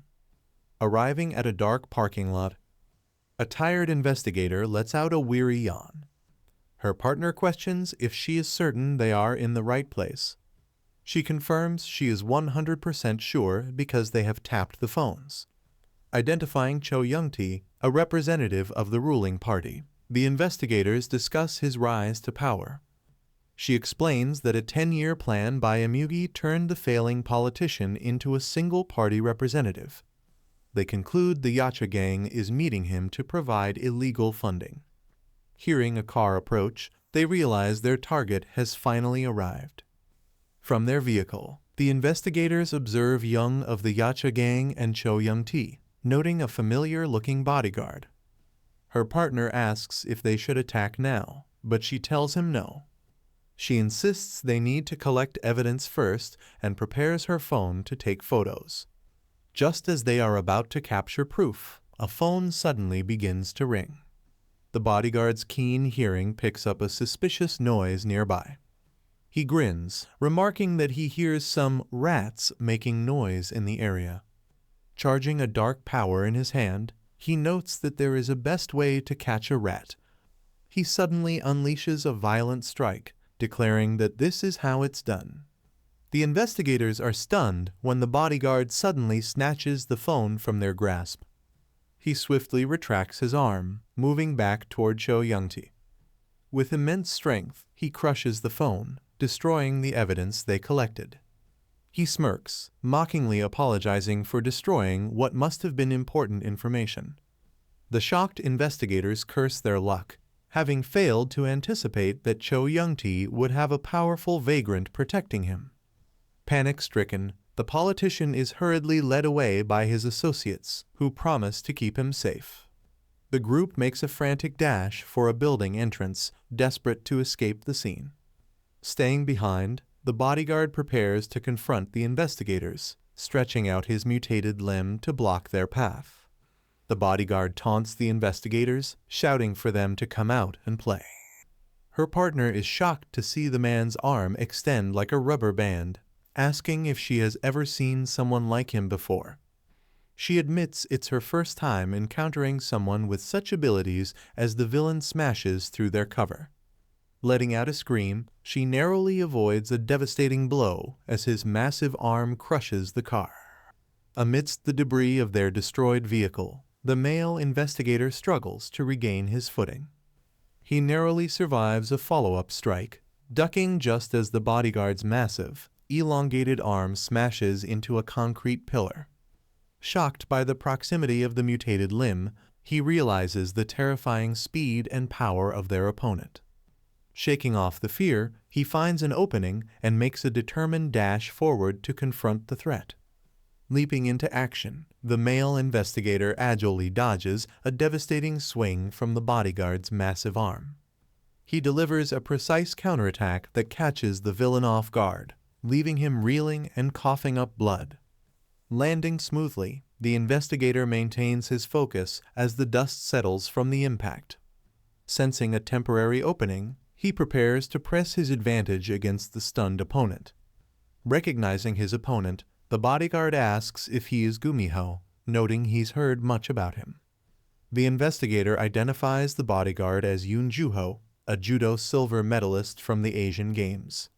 He calls out the unfairness of a vagrant competing in sports, but Juho merely smirks through his injuries.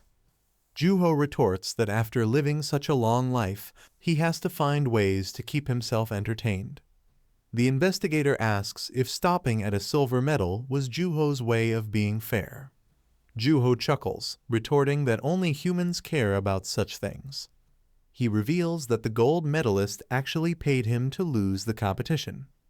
Launching a swift attack, Juho catches his opponent with a powerful strike from his mutated limb. Juho predicts Gumiho's next move, exclaiming that he knew exactly what his opponent would do.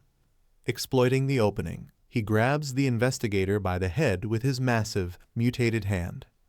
With overwhelming power, Juho slams him into the pavement with a bone-shattering force. He then flings his dazed opponent across the lot, sending him crashing into several parked cars. After being thrown across the lot, Gumiho sits dazed amidst the debris. He struggles to catch his breath, clearly pained by the brutal assault.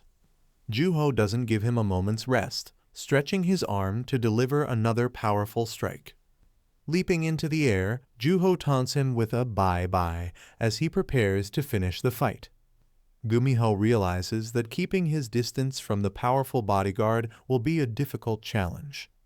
Deciding to escalate, he ignites his hand to see if fire play can settle the game. He unleashes a devastating fire claw technique, swiping through the air with a massive blaze. The bodyguard reacts in total shock, unable to believe his opponent is actually using fire. The intense heat from Gumiho's fire technique triggers the overhead sprinkler system, causing it to burst. High-pressure water sprays throughout the parking garage, creating a sudden indoor downpour. The torrential spray instantly douses the flames, leaving Gumiho's hand hissing with steam as his power is extinguished. Completely drenched, a stunned Gumiho can only curse his terrible luck as his main advantage washes away. Juho laughs hysterically, mockingly calling the drenched investigator a poor fox in the rain. Steam rising from his body, Gumiho admits he never saw the sprinkler system intervention coming. Elsewhere, the sound of heavy breathing echoes through a large, empty auditorium. A group of young men is suddenly confronted by a formidable presence, leaving them gasping in shock. Facing a massive bear monster, a swordsman grows frustrated as his attacks prove completely ineffective. He demands to know why it won't die, while the beast looms over him with glowing blue eyes. The monster mockingly taunts him, asking if he is holding a sword or just a toothpick. Distracted, the fighter glances back as two mysterious figures suddenly appear behind him. A mysterious figure admits he didn't want to use his hidden power yet, but feels he has no choice. He begins to channel energy through his blade, causing a strange mist to swirl around the hilt. His eyes flash with a brilliant light as he fully unleashes his latent abilities. With a massive burst of energy, he stands ready, his entire form radiating power. A monstrous beast looms over a terrified young woman, its red eyes glowing with malice. Unleashing his latent power, the blue-eyed warrior strikes downward with his blade, cursing the damn bear. His energy-infused sword hits with incredible force, shattering the ground beneath the impact. With a final, powerful slash, he tears through the creature, ending the battle in a spray of dark blood. The beast lets out a pained roar as black blood splatters the air. With a heavy thud, the massive creature collapses to the ground. The determined warrior tells the monster to say goodbye to its skull. He leaps for a final strike, declaring the head is coming off as he delivers a powerful slash.